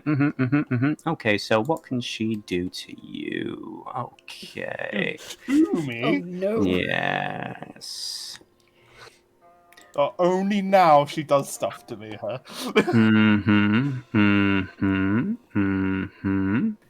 I mean, Nothing relevant right now, but actually, yes. So as you're talking, you start talking, and then it's like you don't hear any sound. She just sort of glares at you for a moment with a raised eyebrow, and then she will start writing something and press it forward, and there are 2 little boxes, and the words are yes or no. And she will write above it, did you kill the creature? she writes no in the box that says no. The eye twitch begins to grow, and underneath she will write, who killed the creature? And she does a very small line and puts a pen down and pushes it forward towards you. Okay, so the battle area was huge, DM. Yes. Would she have seen that? You said it has exploded. She, though it was actually, it was mentioned a few There's times. only one. There's only one guy with a gun there. So. Technically, Jurnis had a gun as well, but Just have as well, But it's more obvious that Seethe's character had. Skull. yeah, Skullface was. Skullface. I mean, a goblin killed a barget. That's a big fucking deal. So yeah. He didn't have his mask on. So. She just writes in the box, a goblin with a skull face. Yeah, He didn't see his mask, so. Oh, he wasn't wearing the skull face. It was just like a goblin. So basically, a goblin in sort of like a gunslinger type outfit. Okay. If she knows what a gun is. Guns Gunstick. exist. Yeah, guns exist. You are in the Dwarven Forge lands. I'd say the level of technology around here is more Renaissance, a little bit steampunk. So guns, flintlock pistols, they are a thing. They are a thing here. Should I just So, have a goblin with a flintlock? Revolver. Okay. Yeah. All right then. Two revolvers. She'll think for a moment, and she's like, she seems to nod to herself, and she'll basically say, "What do they know?" Question mark. And she'll just annoyed snap her fingers, and you start to hear the crackling of the fire again. And please be to the point. My time is valuable, and yours is limited. Well, maybe you could be a bit more specific. Is there something they shouldn't know? I mean, am I supposed to know the things they don't know, or should know, or what? You were hired to perform a, shall we say, off-the-books service. We have spent a lot of time making sure that the general world is not of the belief that we are a group of hired killers, more that we hire hired killers to teach the future leaders of the world how to protect themselves. Well, in that case, they don't know a thing about Yep. me or what I do. Only that, thanks to the pin, thank you by the way, that I am involved in this place. Give me a persuasion check, please. Persuasion, I'm being honest. Oh wait, it's not. Yes. I'm not- Exactly, persuasion, yeah. I'm not trying to deceive, so persuasion does make sense. Persuasion. Woohoo! Hey, there you go. She sighs and nods to herself. Very well, very well. Was there any other strange complications aside from the fact that the target was a demon? Didn't see anything else. Oh, wait, yes. You were talking about a lich. What exactly do you mean a lich? You mean one of the undead? Well, yes. Apparently, a friend, someone who was supposed to be a friend, turned out to be a undead of sorts. From the group that Tahu is currently with, yes? Yes. Yes. Describe this individual. Did you see them? Did she actually see them before they became a lich? Yeah. I think you did briefly meet Chemise along with everybody else, and then so you would be able to give a basic description. I can't remember offhand. Basically, human woman in sort of like white stained, almost like desert style clothing, a little bit scrappy. Dirty blonde hair, ice blue eyes. Well, yeah, she's just going to convey all of that then. Pale-faced, doll-faced. Pale-faced, doll-faced. Okay. That one sounds... And she actually starts rummaging through some papers and checking out her notes. Lady Chemise. So, this Chemise is a lich. How exactly do you mean she is a lich? Would you please be specific? This is serious. Well, I am no expert on the undead, but that is what everyone's been calling this thing. From the Paladin of the group, it appeared to be a blackish substance with a myriad of eyes. Wait, Green, emerald colored. This was what the lich turned into this? This was with the lich, on the lich? If I remember, Yes. Did she turn into like a skeleton or something, and like that was inside Well, yes. So what basically happened is, I'm not too sure how much you were able to pick up from Icrius, that Seethe would pick up from Icrius, but what happened is Chemise dropped her illusion, and basically she is pretty much a walking skeleton with bits of skin and stuff still there.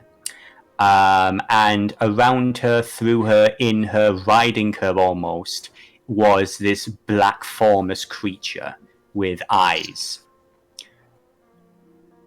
Like ink, basically like ink in the water, or like living smoke. Yeah, that. That sounds concerning. She starts making some notes. I will need to make some inquiries in regards to this. Anything else? Where is this individual now, this Lady Chemise? Well, she kind of ran off into the mines. Deep into the underground. Interesting. Were you able to find anything else in regards to the mines as to their purpose? Ah, yes. She just reaches into her bag and pulls out that vial. Oh, yes. Was there's like information regarding it in the documents, yeah? There was. Basically, there was... it was a gift to Natrix from her brother, and he basically said words to the effect of, something that I found overseas, this is something that's going to make killing people a lot more fun. And you basically were able to put together that it was some kind of poison, but something you've never seen before. Yes. What is this? Oh, from what I can figure, this is a kind of poison, though its nature is unknown to me. She will actually get out of the chair and step forward and give it a much closer look. And I'm actually just going to roll for it. Let's see. Investigation. Okay. Yeah, okay. She will reach out a hand for it. Do you give it to her? Yeah, alright. Okay. She'll take it. She'll shake it around a little bit. She'll check the consistency. I've seen this before. I do not know the exact name, but I have seen this in the Purcell Islands towards the east. This is very rare. Very rare indeed. Any idea what it does? Several things. It is a poison that degrades over time. As it degrades, the effects change. I do not have the exact specifics to hand, but if you were to check the library, I'm sure you would be able to find the relevant information. She will actually jot down the name of a book on poisons to give you a frame of reference. I believe some of the effects include blindness, paralysis, possibly dementia, and increased agony. She's just like playfully listing these off on her fingers.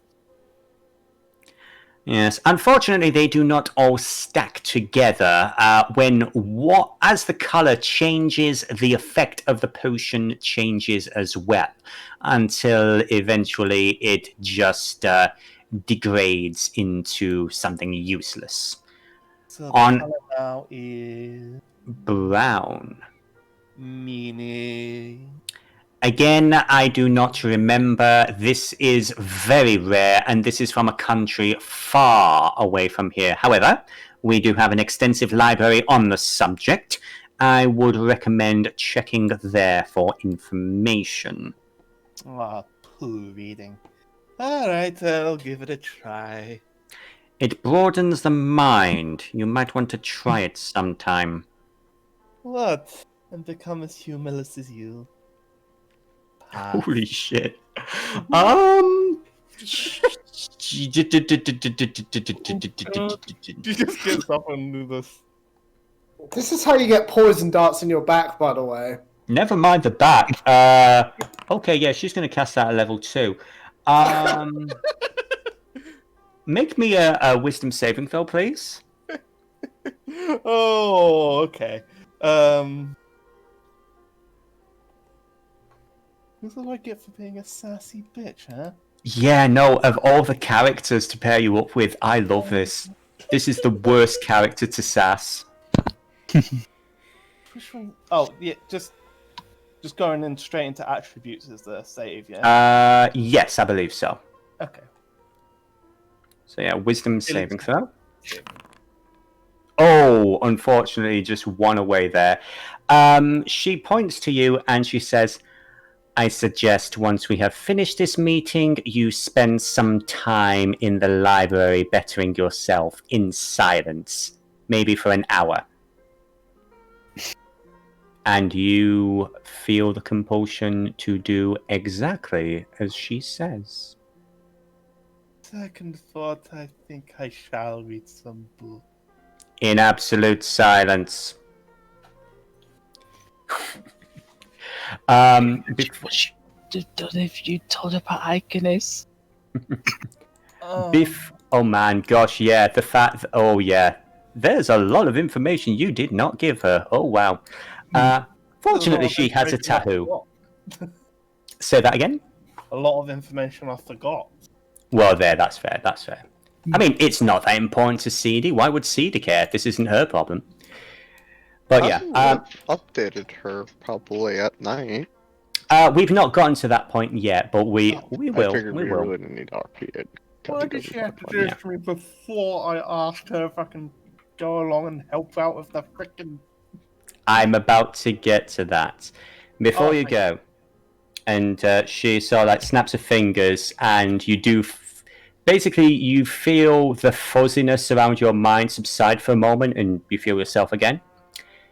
The group that Mr. Tahu was with, what was your opinion of them? Could you say that again? What was your opinion of them?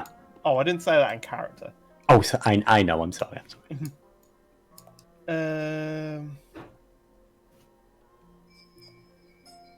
I'd say competent. Capable of taking down a bar guest, at least. Yes, though. I only saw them finish it off. But I take it at their word that I mean, the HCC lair was full of dead bodies. Given it was a bar guest, that could have easily been her, but you know. Yes, I'm hearing that they are at least competent killers. You encountered a red tiefling, she flips through the notes, Jurnis Spring Singer. Yes. She glances at the potato on the desk. That's my dinner. Staring at me, I'm sorry. I just have a picture of this woman just being so salty and tough that she'll just eat a potato like an apple. I mean, raw. Yeah. The eyes in it are staring right back at you. But yeah, she asked you what was your opinion specifically of the red tiefling. Don't know her much, but she seems an honest sort. Does she? Well, I don't know. I just met her. She has been involved in some unusual activity over the past few weeks, including the destruction of the town of Notslig. The DM forgot what the name of the bloody town was there, but Dalek, yeah. There was a small resort town to our trading post further towards the west. About a week ago, it was destroyed. She came into the town initially claiming something to do with dragons, and then later changing her story to bandits. Nevertheless, the town was destroyed, and several people did connect her to that. However, there was a trial. Sir Endlich himself was there, and she was cleared of charges. However, there have been many incidents, including the recent turmoil in the city, that she has gotten herself involved in. I am curious. Sir Enlidge was asking about her specifically, and I would appreciate it if you were to... Well, I have Mr. Tahu keeping an eye on them, but I would appreciate a second pair of eyes. Can do. They seem to be amenable to people jumping in and out of their little group. But while you are there, I would like you to keep an eye on Miss Springsinger specifically. If she communicates with anyone of a suspicious nature. Now, I know she's doing work for cartels, for the goblins, for Cleus while she was alive. So when I say suspicious, I do not mean criminal. That is all for the course. I mean unusual people. Those of an arcane bent. Those who would be exhibiting abilities unusual. Like yourself? I do not know what you mean. And she gives you like this very fake smile. On another person, it might look like a smile to her. On her face, not so much. But yes. She does apparently have a fake license that Cleus procured for her. We're permitting that for now. However, I want to know exactly what she is capable of. It might do to have a conversation with her in the near future. Apparently the Siren Charter had her for an interview a few days ago, but nothing seemed to have come from that. She was allowed to leave. You would know, by the way, the Siren Charter is the magic college, rival to this one. We didn't get the interview. I managed to bluff my way of avoiding it by playing up that I was really, really drunk. Jurnis, Yes. Professor Cara Gosling just said that you did have the interview and that they released you. Oh my. But you're not here. Oh no. It's almost like you'd forgotten something. Oh But my anyway. Oh no! So. Yeah. So. I would appreciate you to keep an eye on this individual. Again, Sir Enlidge is, as ever, very keen on any tiefling students that might come into his city.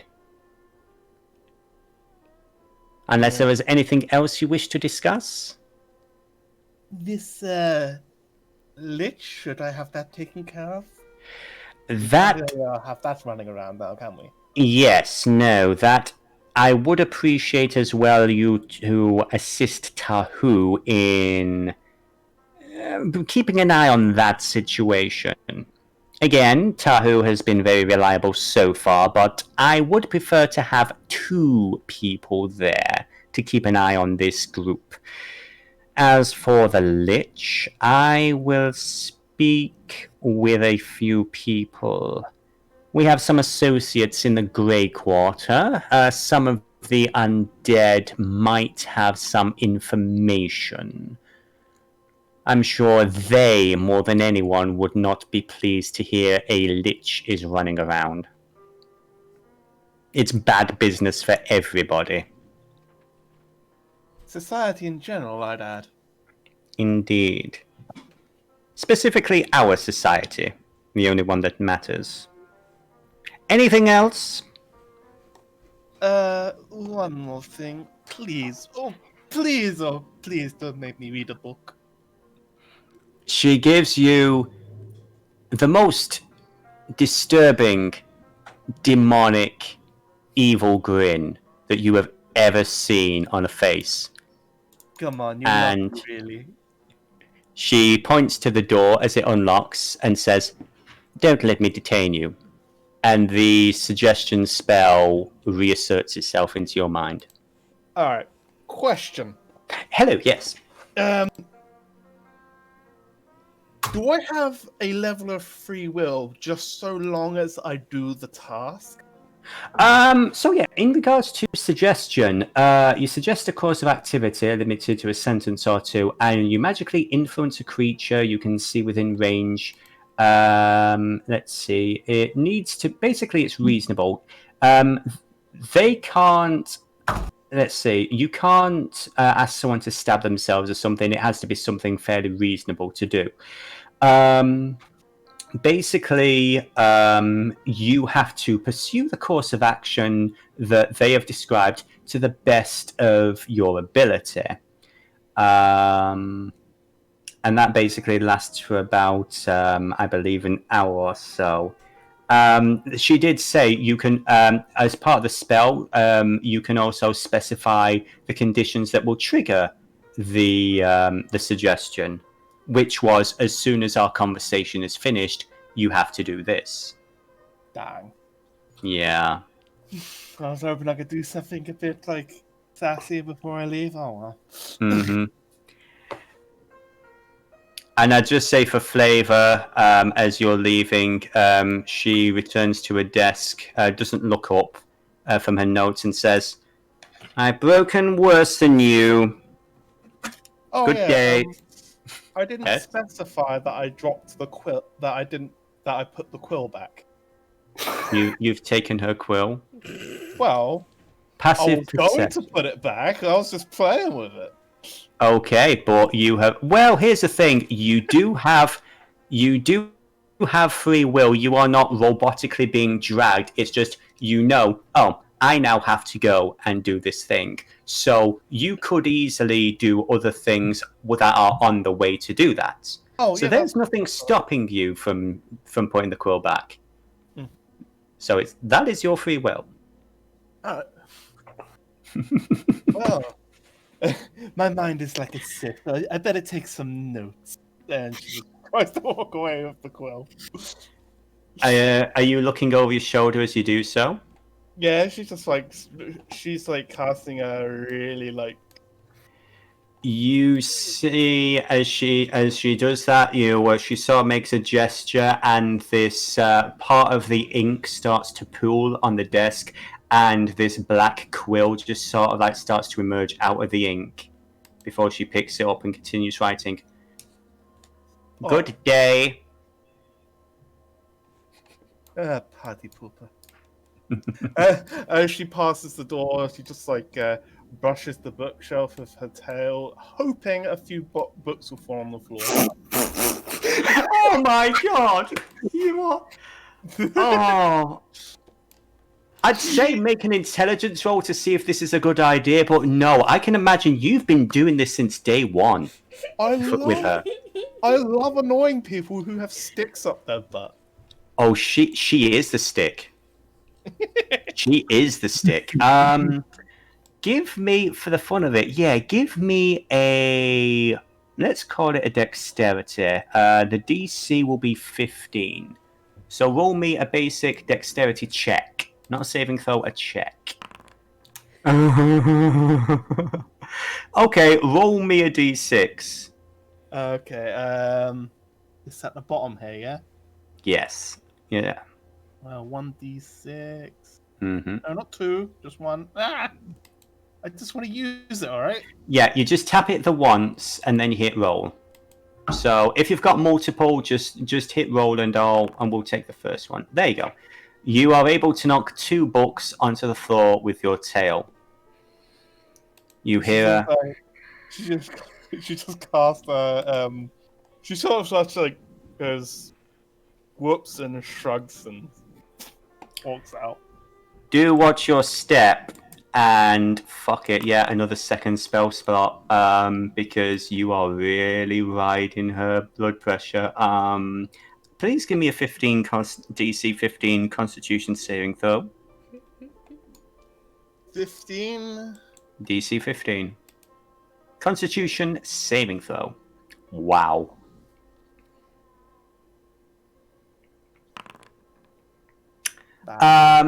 Just as you step outside, you find yourself blinded. How am I supposed to read that? Now? You have an hour to figure it out.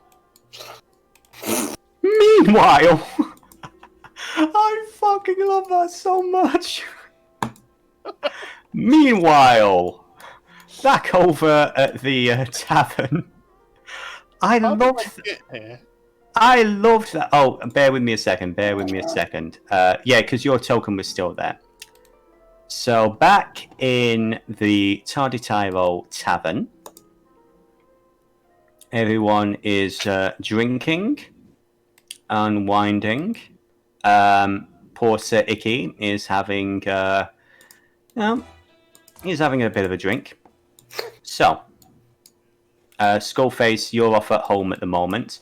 What is the rest of the party doing? Was there any kind of discussion or anything that you guys wished to have? Well, if Sir Ix is going to be here, then he is just going to be looking rather pensively into his tankard. That's it. Aww. So, to clarify, Jurnis, you were talking about meeting with Margot. Graz will actually speak up. So, are we going to Margot's first, or what? Well, considering Scully's not going to meet up with us until tomorrow, I assume we'll do that first thing tomorrow morning. Fair enough. So, Yeah, am I the only... to be honest, last time I saw Margot, she wasn't exactly in the best conditions, so she may need a little longer to recover. Well, wait, what's the name of that bugbear again, Matthias? Matthias Hill, yes. Matthias did say she was up and looking for us. Well, looking for Scully, at least. And I feel like we have some information that would probably be wise to get to her. Yeah, am I the only one who's kind of freaking out about what we found? And I'm not talking about the you-know-what. She makes like a big, horrible, fangy sound. To be fair, there was a lot of nasty things we found down there. We already knew that some of the higher-ups in this city were as corrupt as all fuck, but now we have evidence that one is actively plotting against a certain population within the city. That is terrifying. Yeah. It ain't unusual around here. Well, that is even more terrifying. Oh my god, why did I come to the city? Well, to be fair, we both know why you came, and you've still not done it yet. She gives you a very pointed look. Yeah, yes, that's true. This ain't so bad. But, no, I mean, Arcanist, you've been here, you've been living here for, a while now, right? 410 years. Blink, blink. Is that all? Bloody hell. Oh yeah, I spent like my first 40 years living out in this little village and the wilds. I still there from time to time. Still got some relatives, but they're really young, so I'm kind of like the great sort of figure. I assume you moisturize. Not really. I just tend to look after myself. Spend most of my time as a wolf, so that helps. Huh. I have to keep that in mind. She just opens her mouth. It's like, well, you know what? I'm not even going to ask. I don't want to know. But no, so look, here's the thing. This is what's concerning me, right? I'm not a local, so I don't know the specifics of how you guys do it and all that. But like where I'm from, we don't usually see like Veril around, and the fact that you've got so many of them here, and somebody's either trying to wipe them out or rile them up or something, I'm worried that that's bad. I mean, aren't you worried? To be honest, I know that they're pretty good. They're pretty chill, but yeah, it isn't good that somebody's going to this level of. Let's just say that you guys, what you did with the riders, that was a bit unusual. Yeah. I mean, look, you've been here longer than we have, but I mean, do we want to have a word with the head of the wardens about this? You know, that Reap dude. Reap isn't exactly in good condition either, so. I mean, that's the only reason I think we can trust him, because I mean, if there's an attack, I don't think that the dude who plotted the attack or was involved was going to be at ground fucking zero. You know what I mean? I mean, you were there, right? Oh yeah, it blew me up. Yeah. But yeah, I think going to see Reap might be a good idea. I'm not sure exactly how with it he'll be. I mean, for me personally, I don't know that much about, these Veril, because again, we don't usually see them. I mean, back when I was working with the cartel up in Daelig, we were aware of them, saw one or two, when we were doing some like underground running, through the Ratways and all that. But seriously, they keep themselves to themselves for the most part, and we try and avoid them. Yeah, they're a great bunch of guys, but this is they're a great bunch of guys. You don't want to get them riled, but yeah, probably should see Reap tomorrow. Anything else that we need to take care of? Because obviously we've got. She glances over to Icrius. Apparently, we have a lich as well? Question mark. Yes. Are you done with your existential crisis, Sir Icky? Were you able to give us a little bit more information on what you saw? I'm pretty sure that he gave you a lot of information, actually. To be fair, he did. He was a little bit frantic, but he was talking about. He described the entity, and he was very public about it too. Like the shopkeeper that you guys were interacting with. Yeah. So you guys have a pretty good description of the entity. As far as I was aware, I gave you a pretty clear picture on the state of affairs. He just kind of pats his hand and goes, "Look, Icrius, I've been around a long time. I've been down there. I've seen some shit you wouldn't believe. There's a good chance that she's in the stomach or something right now." Here's hoping, but I mean, if not, again, I think it's pretty clear to say I'm not the biggest fan of the undead. I know that's not a very PC thing to say in this city, but it's the truth. If she's still alive, then we deal with her. Well, I think we've confirmed that she's not alive, but yeah, I know what you mean. But how? I mean, like spellcasting in general is kind of it's a controlled thing for a reason. This might be something that we need real help with. I mean, like, we got wiped out. To be fair, she sucker punched him.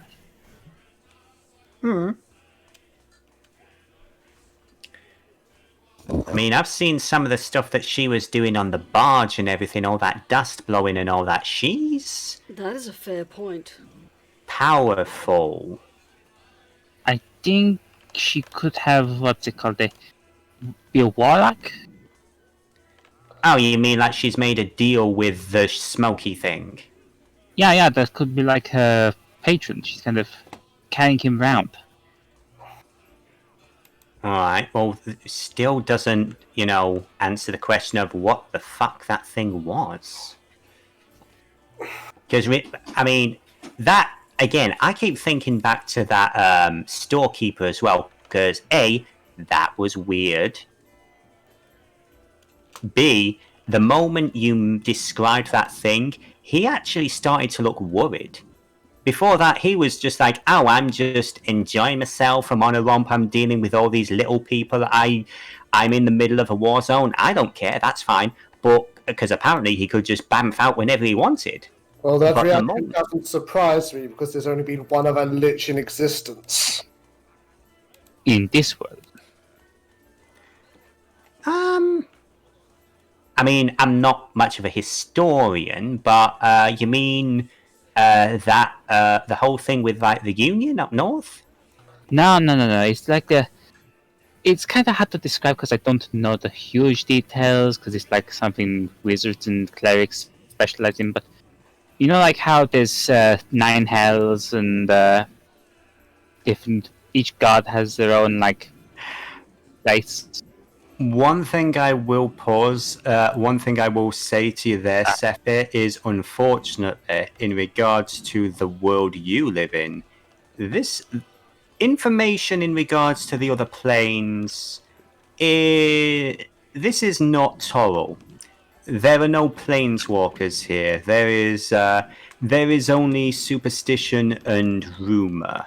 Nobody knows about the 9 hells for the most part. Oh, so you don't know about 9 hells? Yeah, I would say though, given your age, you've probably cobbled together some theories, but I wouldn't say you would really know as much as, say, a character from Waterdeep would know. Fair enough. Mhm. She goes, it's just what I kind of learned over the years, it's a lot of rumor, a lot of story, but yeah, there's probably, like where demons come from, that sort of thing. Graz side-eyes Jurnis a little. Yeah, well, what of it? Chances are this creature that was controlling her or riding her probably comes from someone like that. A place where it's all shadowy? A devil and a demon, right? Would you? That's the question. Again, you are, unfortunately for you, a product of your education.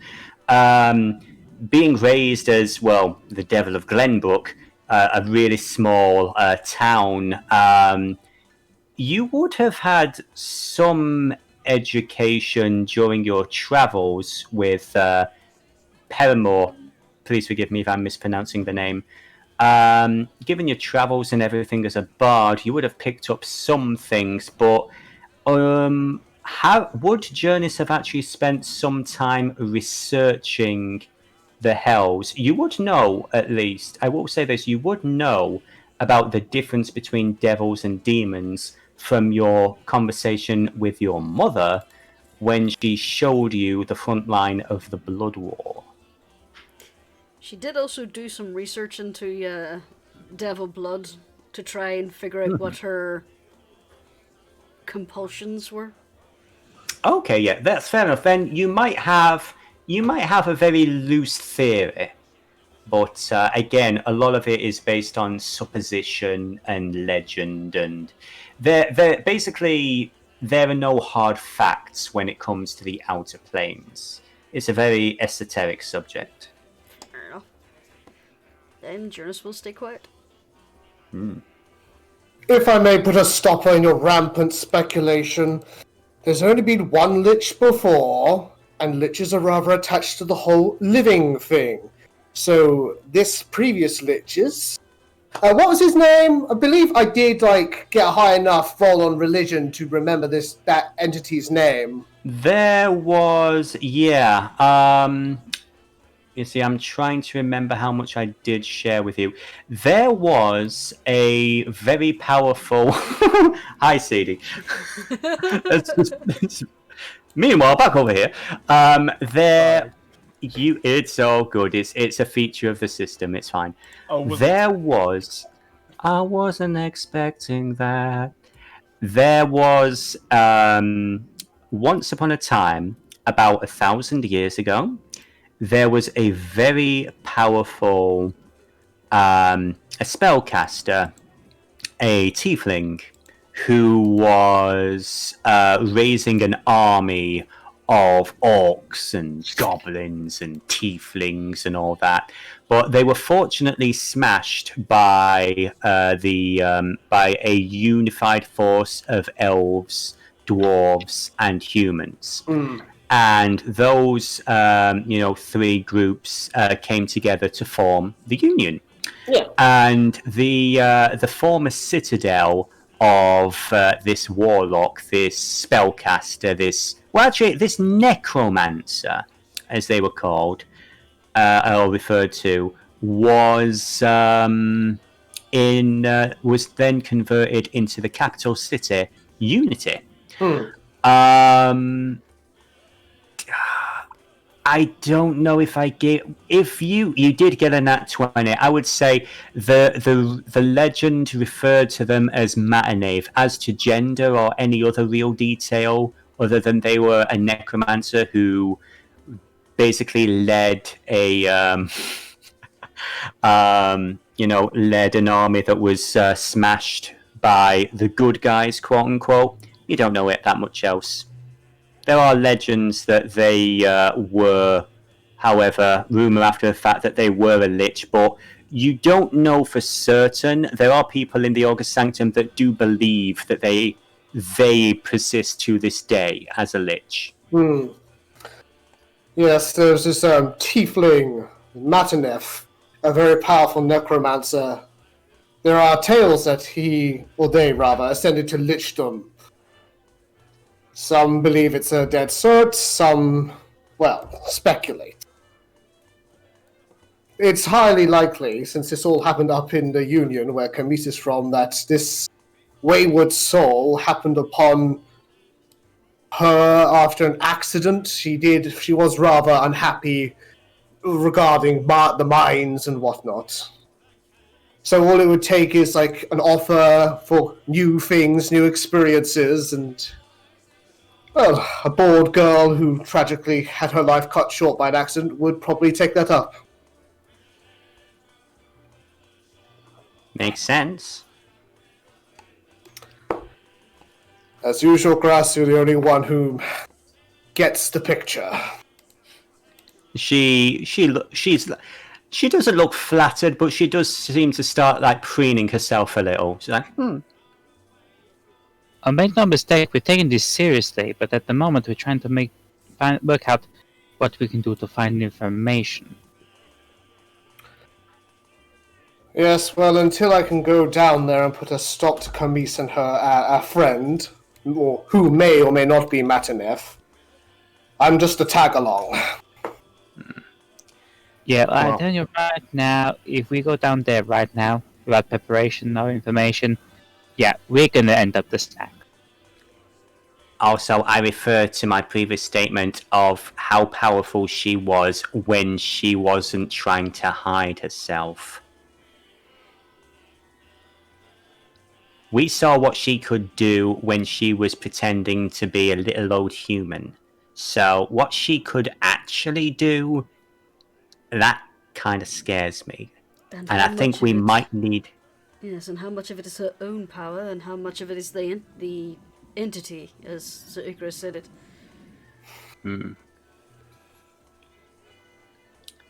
Yeah, I think definitely we need to have a conversation, a quiet conversation with some people in the know, some connected people, try and build up a little bit of help. But I honestly think that the priority first should be to stop the city from exploding again. Definitely. For the meantime, the Lich is down there, and for what we know, the way out has been collapsed. So we have time. And right now there are some pressing matters where Someone wishes to commit a genocide, and I don't like that idea. I'm not saying that your issue isn't serious, Icky. I'm just saying that it can wait a day or two while we make preparations. Graz looks a little bit concerned. Yeah, to be honest, Red, you do actually make a good point. Do we really want to be hanging around here now? I know we said we were going to meet up with, Scully in the morning, but does this information really want to wait till morning? We have no idea what is going to happen next. Again, I'm not from this city. So it's like, I'm only here because of you, so with all due respect to you all lovely people, I'm ready to bug out if the whole place goes to hell in a handbasket. No offense. But right behind you, trust me. Trust me, you would never seen this place go to hell in a handbasket. Yeah, hopefully I never do. But I'm saying... I'm telling you right now, we need to be ready. Well, I'm not talking about being ready. I'm actually talking about being a bit proactive.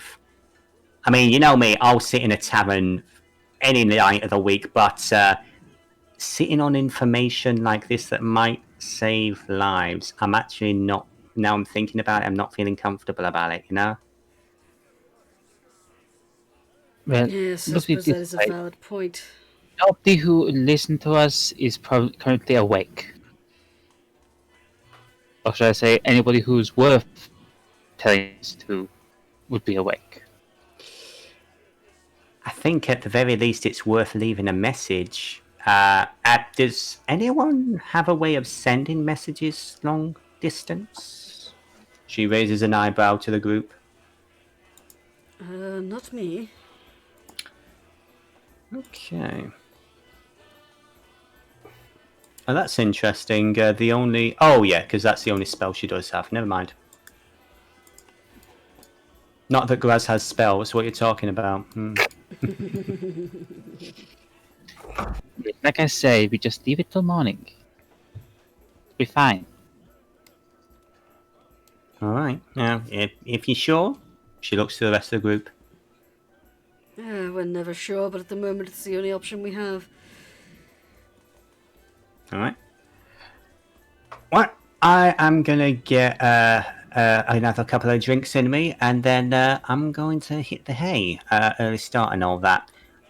Anyone needs me, I'm going to be at the bar. And she heads over. What is Dog doing at the bar, by the way? Keith has just been staring at this dog that's perched up on the bar, tail wagging for a while now. What is Dog actually trying to do, out of curiosity?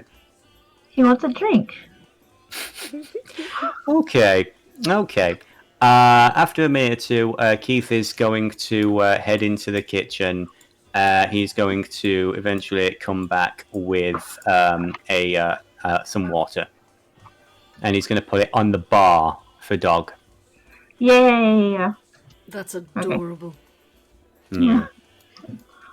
You do see the orc and one or two of the other customers give a little chuckle at that. It's like, aww. I'm starting to think that dog is a lot more intelligent than we gave it credit for. Oh yeah, dogs are very intelligent. He drinks the bowl of water and then he puts a paw on the bar again, like another. Keith will actually call over one of the other people who were still working there a little bit, and they'll keep you fresh. They'll keep them coming while he's dealing with the other customers. So, Okay. Wait. Yeah. That has food. This orc woman here has a chicken leg. He woofs at her and like licks his chops and like sits down and just stares at her, watches her eat. Okay. She sort of like leans on the bar. She had the chicken leg up to her lips, and she sort of like turns, looks at you, leans on the bar, and she's like starts playing with the bone, like like sort of like you'd toss a coin almost, like rolling it across the fingers. She's doing that, but with a chicken leg, and she's like, "Why not?" give me a dexterity throw, please, as it sails through the air above your head. Well, Yeah. I don't think I clicked it. I just clicked the dexterity button.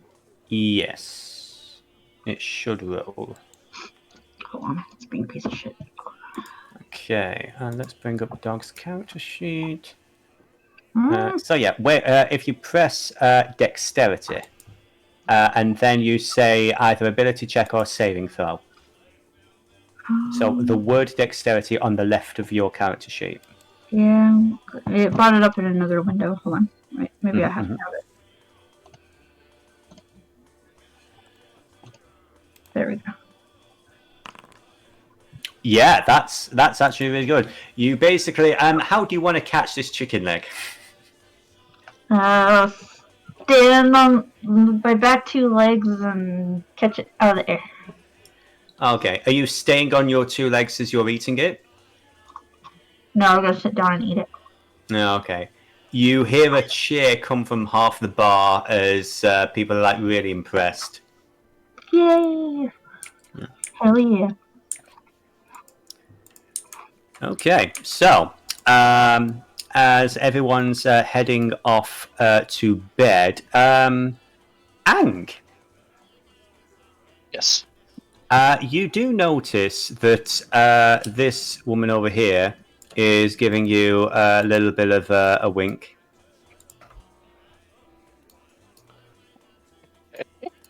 And she's like, she's basically beckoning you with her finger, and she's heading off in this direction.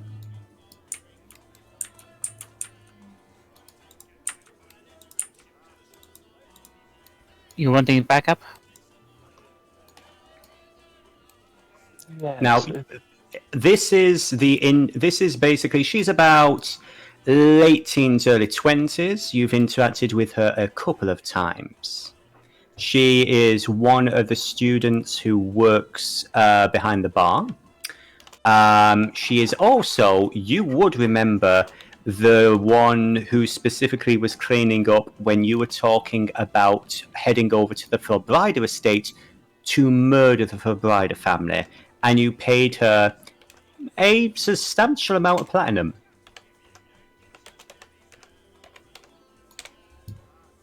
Don't mind her, she thinks everyone's fucking. She actually, yes, as well, and not too long ago as well, she was flirting with you on the stairs outside your room. Actually, okay. Alright. Then he'll make his way over there. I'm assuming over here. Mm-hmm. Okay, personally I wouldn't go alone, but whatever. Yeah. So you see her up here at the top of the corridor, and she gives you a look, and she'll just carry on going in here, into this room up ahead. Hello there. Hello. Sorry to pull you away from the party. I thought we should have a little conversation. He closes the door. And let me put the music on to something a little more appropriate. So, there we go. So, not to be too rude about it, but have you killed anybody interesting lately, sir?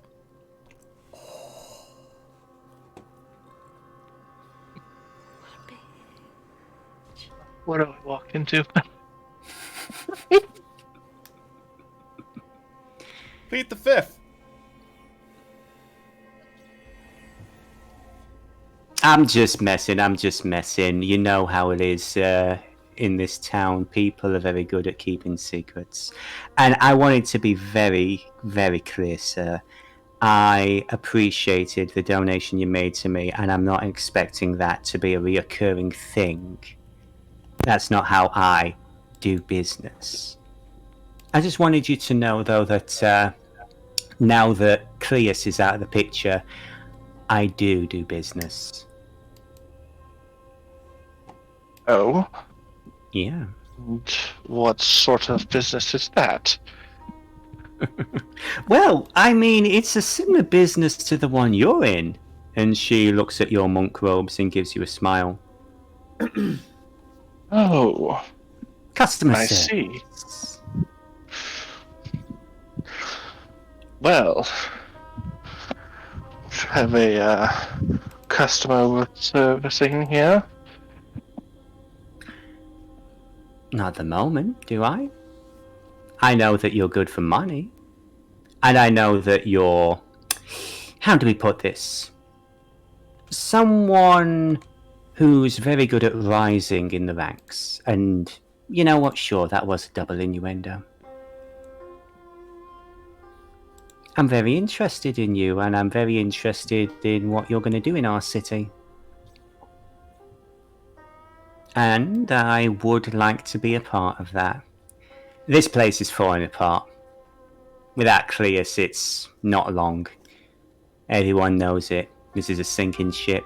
I'm looking forward to hooking my claws into something more useful. I see you going places, Mr. Ang. So, I ask again, did you kill anyone interesting lately? Well, yes and no. Nothing I can really talk about. You do know why most of us work for the Bard's College, right? Oh, I have some idea, yes. Well, to be completely clear, most of us are, pickpockets, thieves, connected people. We're not like that August Sanctum where it's all nobility and high-ups and everything. We're real people. Real people with real problems. Exactly. You get it. So, I'm looking for, shall we say, continued employment elsewhere. And I wanted you to know that I've got no problems with working under you. In any way you would like. However, I will say this, my services are not cheap. But I will tell you this. I am very skilled. And she will push you against the door. Oh my. Now, would you care to have some aggressive negotiations? Or would you prefer to go back to your two bird friends, if that's what you're into? No judgment. It's been a while since I've had some aggressive negotiations. Well, let's see what we can do about that. So, Specky can come over here. He's gonna be in red. So, I would say that after a good 5-10 minutes, you notice Keith looking around a little irritated, talking to one of his other students, and he's going to start wandering around, apparently looking for one of his staff. Well, we'll get to that later on. In the meantime, is everybody, people waiting for Ang? Arcanist, you did kind of notice that he went off in a, shall we say, suspicious way. Are you following him, or were you listening outside the door like the creeper that you are? She just kind of sat there sipping a drink. She's like, well, if he wants to get into trouble, that's his fault. Okay. I would say, just for the sake of flavour, Ang, after about, say, 10 minutes, you are respectfully being dragged by your ear close to this door here by Keith. He will give you a respectful look. Business arrangements that you make can be done in her off time, not when she's supposed to be working right now, if that is okay, sir. Okay. He's bright red. He will let go of the ear. I appreciate that. I apologize. That girl is... I am going to kill that girl. She is driving me up the wall. Thank you, sir. And he will hold the door open for you respectfully, but pissed the fuck off. Not at you, to clarify, but you'll close the door, and you might be able to hear the sounds of some yelling and screaming going on. So, do you think there's going to be trouble? Do we notice how hot and bothered the kitty cat is? Normally I would say roll a perception check, but it's pretty obvious. Yeah. Well, I didn't realize Tabaxi had two tails.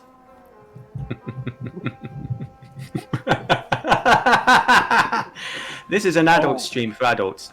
Oh. Mm-hmm. Are you alright there, Ang? I'm fine. Didn't quite get the cream.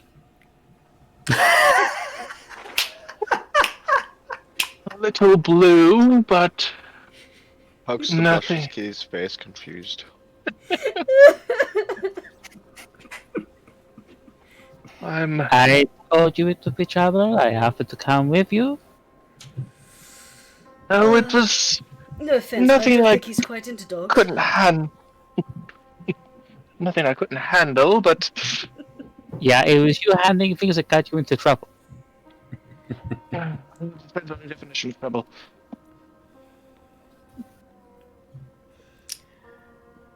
Okay, so I would say that everyone heads to bed shortly after that. So I do know that Icrius, Arcanus, and Tiberius were all in one room. Was that correct? Yep. So Ang and Tahu were sharing. Tahu, question for you. At what point were you making your report to Lady Gosling? I thought I had the pets. Oh, you have the pets? Yes, that was the case. Ah, okay, I apologize. I can see you trying to stick close to Icarus. Okay. So Ang, Tahu, Ang, Tahu, and Dog. So Arcanus and Icarus, Jurnis and Graz. Is that correct? Okay. Okay. So, you, I would say, Ang, are you planning on just hanging around in your room, trying to get some sleep, or would you be basically trying to get some, not to get into it too much, trying to track down Miss Gale for a conversation once she's finished?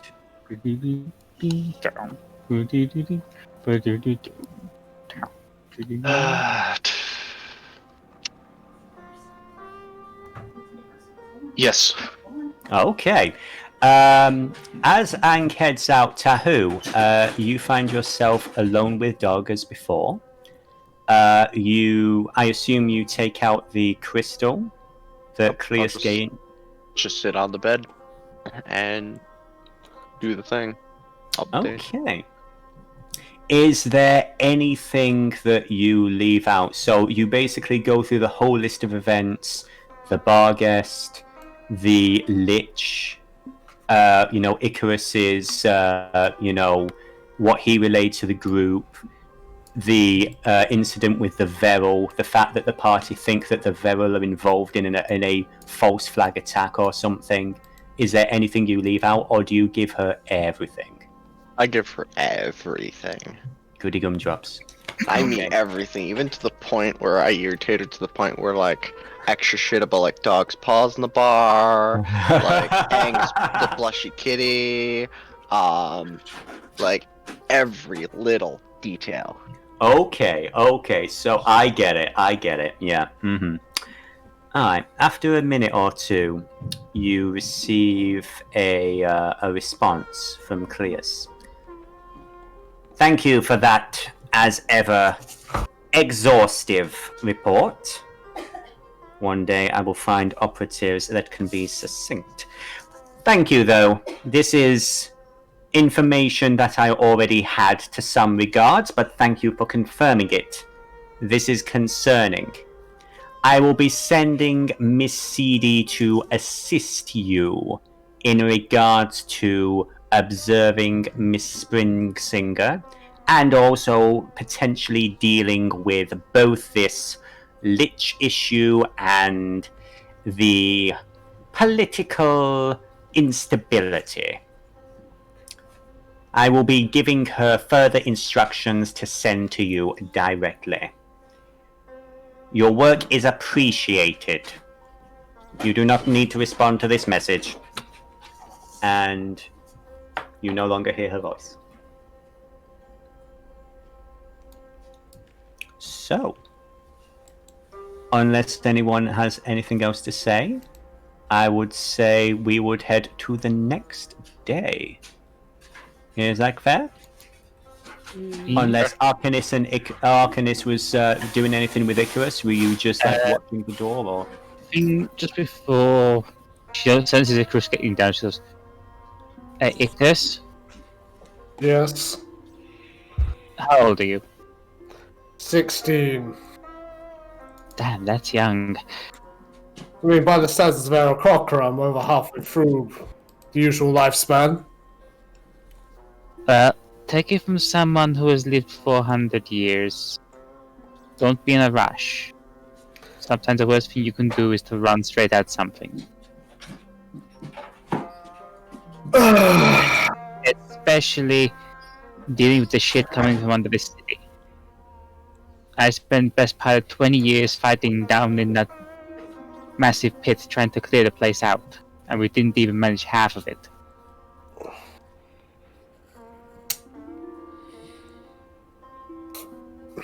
I see your point, but it's not much of a comfort. But trust me, you think the undead are a problem?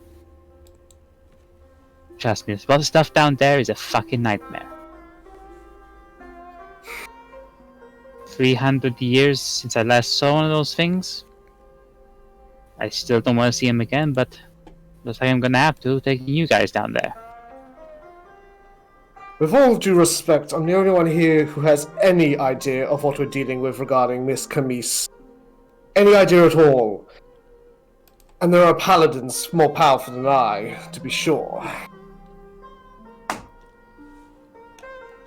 I'd feel better if I could at least let the paladins in this area know what's up. Then I'll deal with whatever nonsense this ragtag gaggle want to deal with first.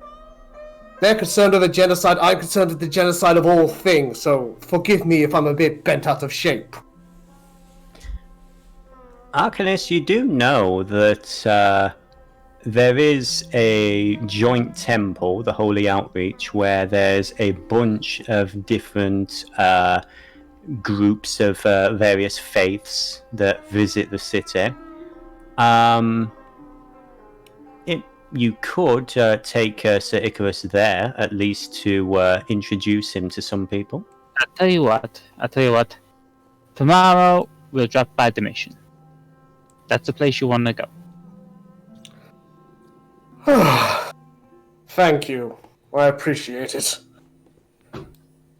It's still going to be a tense and unpleasant experience, but I'm a paladin, and paladins have a duty.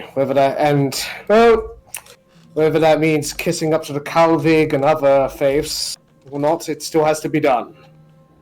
We all have a shared mission after all. Exactly. Look at it this way. Technically speaking, I'm a legend. So, And we don't mean that as in, oh, I'm the oldest person in this city, I'm a great warrior, blah blah blah blah. I mean, I am literally like a rarity in my people. Well, back up in Jabal Hari, I was a legend myself. It's been a rather huge culture shock going from beloved hero of the people to someone people can barely tolerate because of the color of my armor and what's on my shield. Yeah, you kind of came here at the bad time. Telling me... You know, they told me nothing of this hellhole. When they sent me off here, I'm going to kill that Major Domo when I get back. Smart Look at this. fuck. Look at it this way. My parents, they were hunters, fur trappers. They came into this city with a load of furs and a load of stuff from our village to trade. Last I saw of them, they headed straight down, God knows how many hundreds of feet. But we got eaten by whatever was down there. If the fall didn't kill them, it was them and a good chunk of buildings. So I honestly don't know what happened, but I stayed because it was the only thing I could do. I had hoped that they survived. That lasted about a year, and then I was so deep into fighting what was down there that I stayed. You never know where your home's gonna end up. I don't regret any of it. Well, my home is still Jabal Hari and Tugavol. And every day that passes here, every moment, I miss it all the more sorely because I am like worlds away from everything I knew and understood.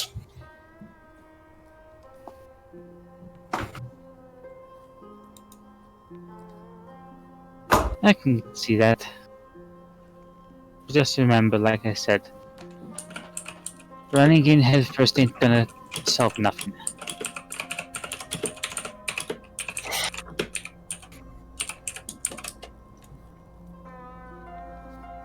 I understand that, but it's... it's the only thing I know what to do. I have no idea what else is happening around me, and I was sent here to help. So the only help I know how to give is to go down there and put an end to Chemise. I led her there. To be fair, we all led her there. But I am a paladin. I should know better. I tried everything to detect her. But nothing was clear enough for a definite answer. It's infuriating. I failed. You didn't say it.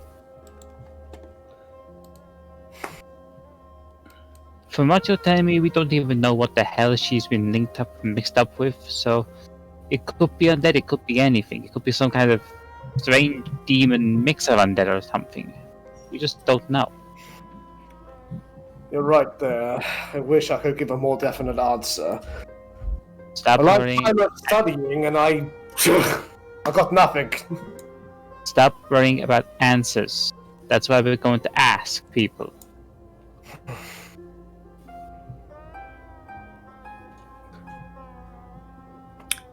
So, Thank you. You don't know, you ask. Simple as.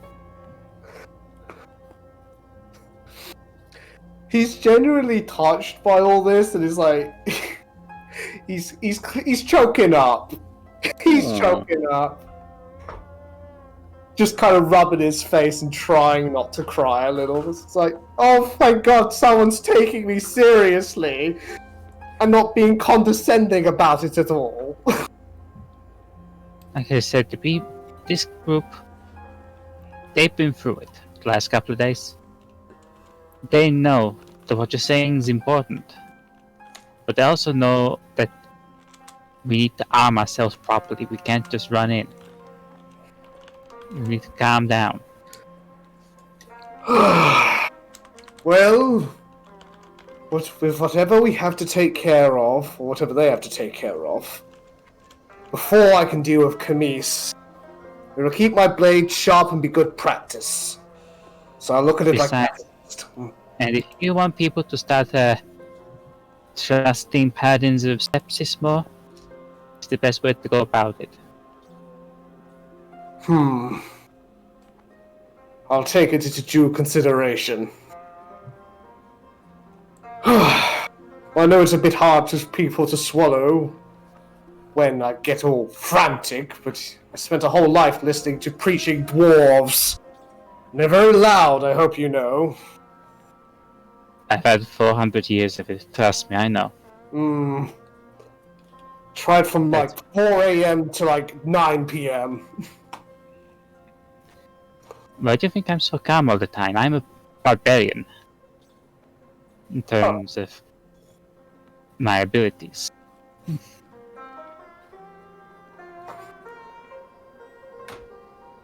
Do most barbarians transform into wolves?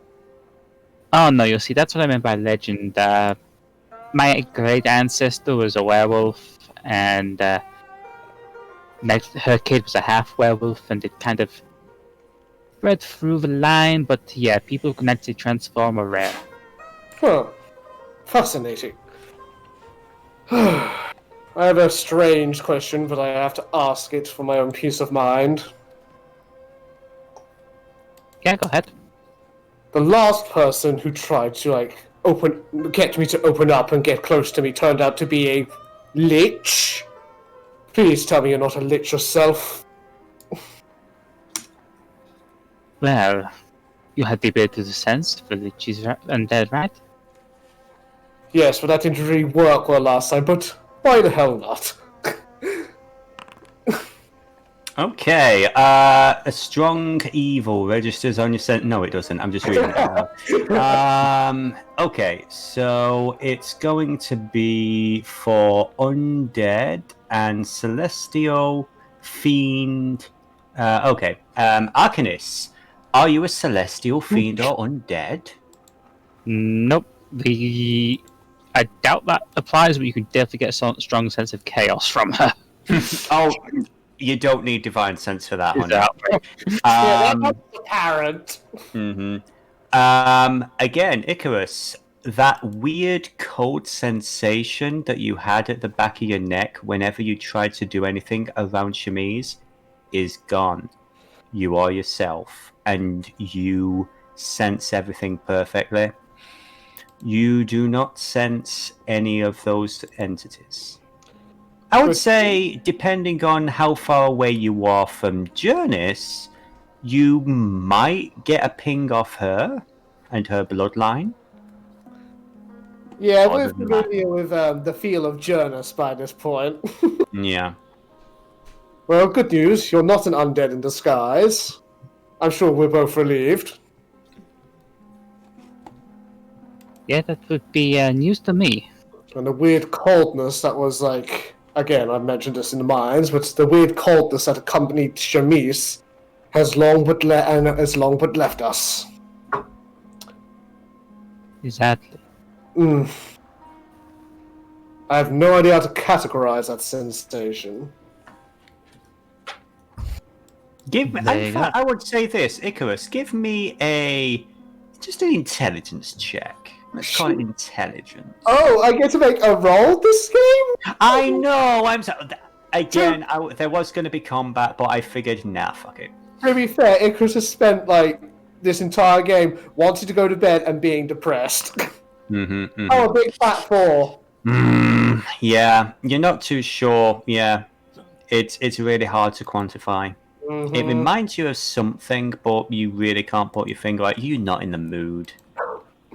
You do feel better for the conversation with Arcanus and everything. The fact that at least her and Graz are taking you seriously, but you're still not in the right headspace. Freddy isn't. But unless there's anything else, the day is going to progress. Arcanus is just going to say, and one other thing, you know how you said you were sent out? You and your paladin buddies got sent out into the world, right? Yes, it's the duty of Queen Tuga's Tugas' roaches. Yeah. Let the prayer take it. I was remembering the Queen's name. Yes, it's the duty of Queen Tugas' roaches. To go out to the world and provide services on behalf of Yabal Harid. maybe you shouldn't be worrying about provide what you're giving to the world, more what the world is going to give to you while you're out here. He looks genuinely perplexed for a moment. Huh. Think about it. You've left the place you don't know your life. You only know one way of thinking, one way of doing things. You're out here in another city, in another country. Learn from it. I will endeavor to do so. Thank you for the suggestion. And one more thing. After being trapped in myself for sepsis knows how long, in the dark, unable to speak or do anything, I wasn't keen on the thought of spending a night on my own, so I'm grateful for the company. Thank you. If you can put up with a crazy wolf lady, you can put up with anything.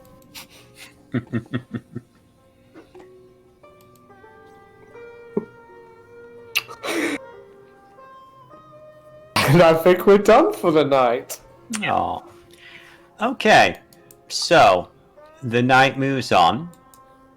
Some of you, I would say, just for the fun of it, Ang, and maybe Jurnis, whether or not she wants to or not, just give me a performance check. Nah, I'm joking. Oh, why the hell not? Sure, okay, yeah. If you get a 1, it's on you. Yeah, literally. Oh, I delete that. Well, yeah, give us a performance check. Okay. Why isn't it rolling? They hating? Click your character sheet. There we go. Well, we got a. Oh, hey. Okay. Nothing showing up on my end. Yeah, me neither. Okay. Jurnis tagged me. Oh yeah, you guys are at the bottom of the screen, just here.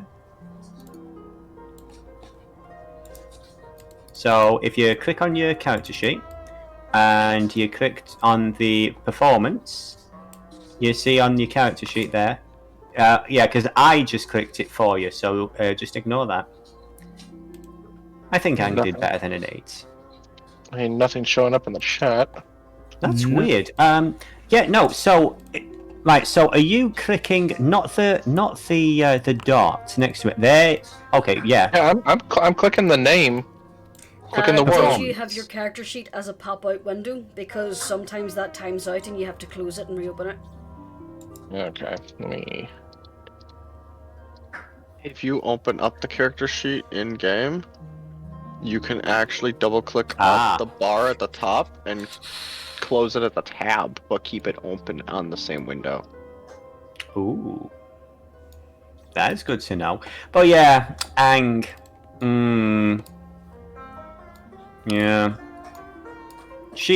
I would say that Gale does seem a little bit. Maybe I should teach you a few things. But yeah. Enough of that. I mean, not to get too far into it, no pun intended, but there's a difference between technique and stamina, shall we say. Moving very, very quickly on.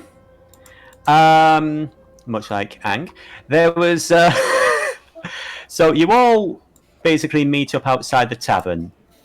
You are all well rested. You've all had a fun rest. And Kubur, Sir Icrius. Hi. Roll me a d4, please. Okay. Let's see. Well, there's a d4. Roll 2. You regain 2 of your maximum hit points. Oh, yay! I would also like you to try and remember to keep a note of what your max hit points originally were. That's fine. I got that. Yeah. It's fair. I appreciate that. Yeah. So, yeah, she didn't take a massive amount because it was like, was it 2d6 or 3d6 that she took? I don't remember exactly, but she got really low rolls. Yeah. So you're feeling better. You've had a pretty damn good sleep, all things considered. So, is the whole group going together in locations, or are you all going to different locations? I would say, round about this point, Seethe has sidled her way up to the group. And you might be able to arrange an introduction. However, given the time, I do believe we are close to the end of the session. But before we officially end, I would like to know what everyone is planning to do so I can arrange accordingly. Okay, Icrius is going to basically say that Icarus wants to go to the mission to get a bit more information on Chemise, see what you're basically cluing the local paladins and clerics on what's going on, Yeah. get information. Get the Holy Army. Okay. Basic information. Okay, so that's going to be Arcanus and Sir Icarus. Damn. Now, Jurnis and Graz, I'm assuming, are you guys going to see Margot? Yeah, I assume Skullface is going to come with us. Mm-hmm. Then after Is that, it? Margot Angwell as well. Yeah. Mm-hmm. And after that, if there's no pressing business, Jurnis will probably try and track down the good doctor. Now when you say the good doctor, do you mean the reason she was coming to this city in the first place? Yes. Okay, we'll bring that up. And I'm assuming that Tahu, Seethe, everybody else, you're basically following the A team, the main bunch. That's my plan. Yep. Okay. Yeah. I mean, that is, you have been told to keep an eye on the red tiefling. Okay, so we have a general plan of what we are doing, and we will see what we will see in our next session. So, the Foundry, what do we think? I actually really like it. Yeah, it's freaking good. A few kinks we still need to water out, but it's Oh decent gosh, enough. yeah. I'd say it loads a lot better than fucking Roll20. Yes. Very I think few I'm issues for had. when I'm running things. I think when I'm running things, I'm going to stick with Roll20. But yeah, I just I- like the hotbar thing at the bottom. Has anyone else noticed that? There's a hotbar. I have. You can I drop noticed. stuff on your character sheet onto it, and it's really cool. Oh yeah, I didn't even get a chance to mention that, but yeah, the hotbar with multiple, multiple stages like any other hotbar. You can basically have, if there are specific weapons or specific abilities that you really enjoy, you drag them from your character sheet and put them on there. I can put my toot on there. Yes, you can put your toot ability on there. Yes. And yeah, there might be some fight next week. We will see what happens. But yeah, I had fun. So as we usually say, comments, theories, questions. Why are they watching me? Did Did anybody think I somebody's caused this bullshit? watching. Seriously? You are a person of interest. You have been involved. Basically, it's only been about 2 weeks, and over the past 2 weeks, you've kind of got stuck into some major shit. But it isn't just you. They are. I would say that Seethe has noticed that Cara Gosling. She's got notes on everybody in this group, and Really? Even the big fish out of water. The bird just a brand. I would say, just to tip my hand, yes. Wow. She is connected. Damn. She is part of a organization, a school that trains nobility from all across the planet. I see. She is connected in many ways. I said Seethe. Mm-hmm. I like What about Doc? feeling. No. She You first, Seethe. I will answer Aja's question in a second. I get the feeling that the second she found out Icrius was involved, she was basically face palming like crazy. She certainly had an emotion, and that's rare. What that emotion was, you don't know. But yeah, I would say Cara Gosling and the August Sanctum, they are a worldwide organization who they train the next generation of world leaders. So their information network is considerable. So There's some things I'm hoping they don't know. oh, I'm sure you do. Well, if she knows a lot of stuff, then wouldn't she have found out that the dragons basically destroying that city wasn't Jurnis? Well, here's the thing. First of all, there's no such things as dragons. Okay, well then that city getting obliterated. Mm-hmm. I'm not going... Well, here's the thing. Just because Jurnis wasn't the person who did it, maybe I would say that she is at least aware of the possibility that they did it because of Jurnis. Which they did. They did it to say hello.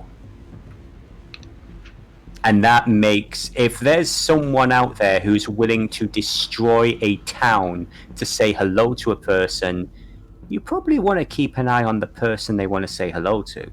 Mm-hmm. Thinking of something else. But, and as for Dog, yes, she has notes on Dog. What? They're fairly short notes, but I say bork, bork, bork. she's paying attention to the strange dog with a sword on its back. Okay. Is a dog, likes to bark, likes to pee on things. Has sword. Question mark, question mark, question mark. Legs, Oh, belly God. rubs, question mark. Much fluff. Any other questions in regards to some of the revelations or clarifications that we received this session? This- There were some things. Go on, Seethe. There's probably something that I need to write to you about Icanis' past, but Yes, I'd love to clarify, anything that you'd like to know in regards to that. Because I'd love to hammer out a few details. Also, I think at some point, considering we now have 2 members of the August Sanctum in the party, and we finally got to see part of it, it's only a matter of time before we need to have a conversation about a certain blue tiefling. But that's not this day. I would like to say that Icrius is very tempted to open up about his own parents, but he kind of climbed up about that at the last minute. Oh well. One day soon. One day soon. Next time on Dragon Ball Z. Yeah. Hey, lots of progress was made. Hmm? Arcanus is a good, giant, buff, scary elf. here's the thing: she wasn't using her real voice, and she actually is being really deadly serious. She uses her actual voice, not this fake one she puts on to convince everyone she's just a nutter. Ah, yes. So, go unless there's... Oh yeah, so we usually do things like fail of the game, win of the game. I think the fail of the game was us trying to wrestle with a new tabletop system. But I think the win of the game is us getting rid of roll fucking 20. At least for this campaign. Oh, incidentally, we now have a new sponsor, and it is... Wait. Never mind. Don't worry about it. So, unless there's anything else people wish to say? We're all good? Going down the list. I enjoyed annoying Gosling. Oh my gosh, yes, she hates you. She hates you so much. And to clarify, the fact that she can do magic like that, that is not normal. this is a low magic setting, so you would know enough to know this is a very powerful woman, not just in terms of politics, but in terms of power. And your confidence in being able to do this, I would say that would come from knowing that you are useful to them. But were you not, you would be fucking dead. I really am not looking forward to it. He doesn't like She me. just tries to- Oh, I you're like spinning her. so fast. I am really not looking. Frictionless I'm really not looking forward to when she decides, Mr. Skullface, you killed the bad guess. Let's have a conversation. Have you considered employment? Oh, and Dennis, you want to comment? It's gonna be really fucking awkward talking to other paladins when your faith is like basically, what other gods? There's only Sepsis. Oh yeah. And there are calving at this other temple, aren't there? Oh gosh, yeah. Yeah, like the direct rival. It's a good thing to have someone who's basically a nature creature with you. I'm really looking forward to that, and I'm so glad that it's going to be Icrius to do that. That's going to be so fucking interesting. I'm making notes. I've got so much to prep now. It has to be. He's the paladin. He's the only one who gets it. I still can't wait till Jurnis finds out what order Ang is part of. Oh yeah, I can't wait for that shit. I think we dropped enough hints. Also, Jurnis has a concern. Arcanist, welcome to the small list of people Icarus actually likes and respects. Oh. So, and Ang was fairly mediocre, but he made, shall we say, a business connection. He has a pressure release valve now. There you go. Exactly. One that knows that you kill people for money. Sure, that's going to go great. So, going down the list, that is going to be a very good night from the best boy named, apparently, Tiberius.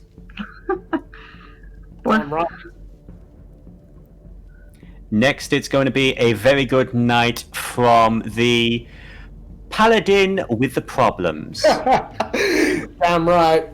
Good night, everyone. It's going to be a good night from the Kenku who can, Tahu. Ben! It's going to be a good night from the assassin who is an assassin at the not an assassin school. Frux. Good night, everyone, and could I trouble you to read me the story? Please, I need to read it. I will actually send you the information for what that poison really does in a minute. There's going to be a good night from Ang, the not so much a kung fu kitty, more contortionist kitty. Good night, everyone. And that's going to be a good night from Jurnis. She rolled a 20 on a constitution, on a performance spring singer. Why does it feel like this target on my back is getting bigger? I didn't see any her rolls either. Oh, didn't you? Oh no, they were whispered to me. Those. Yeah, those For shits and giggles. Yeah. Next, it's going to be, and last but very not least, a good night from our dear Seethe Wolf. Night night. Good night, everyone. Sweet dreams. Bye. Bye.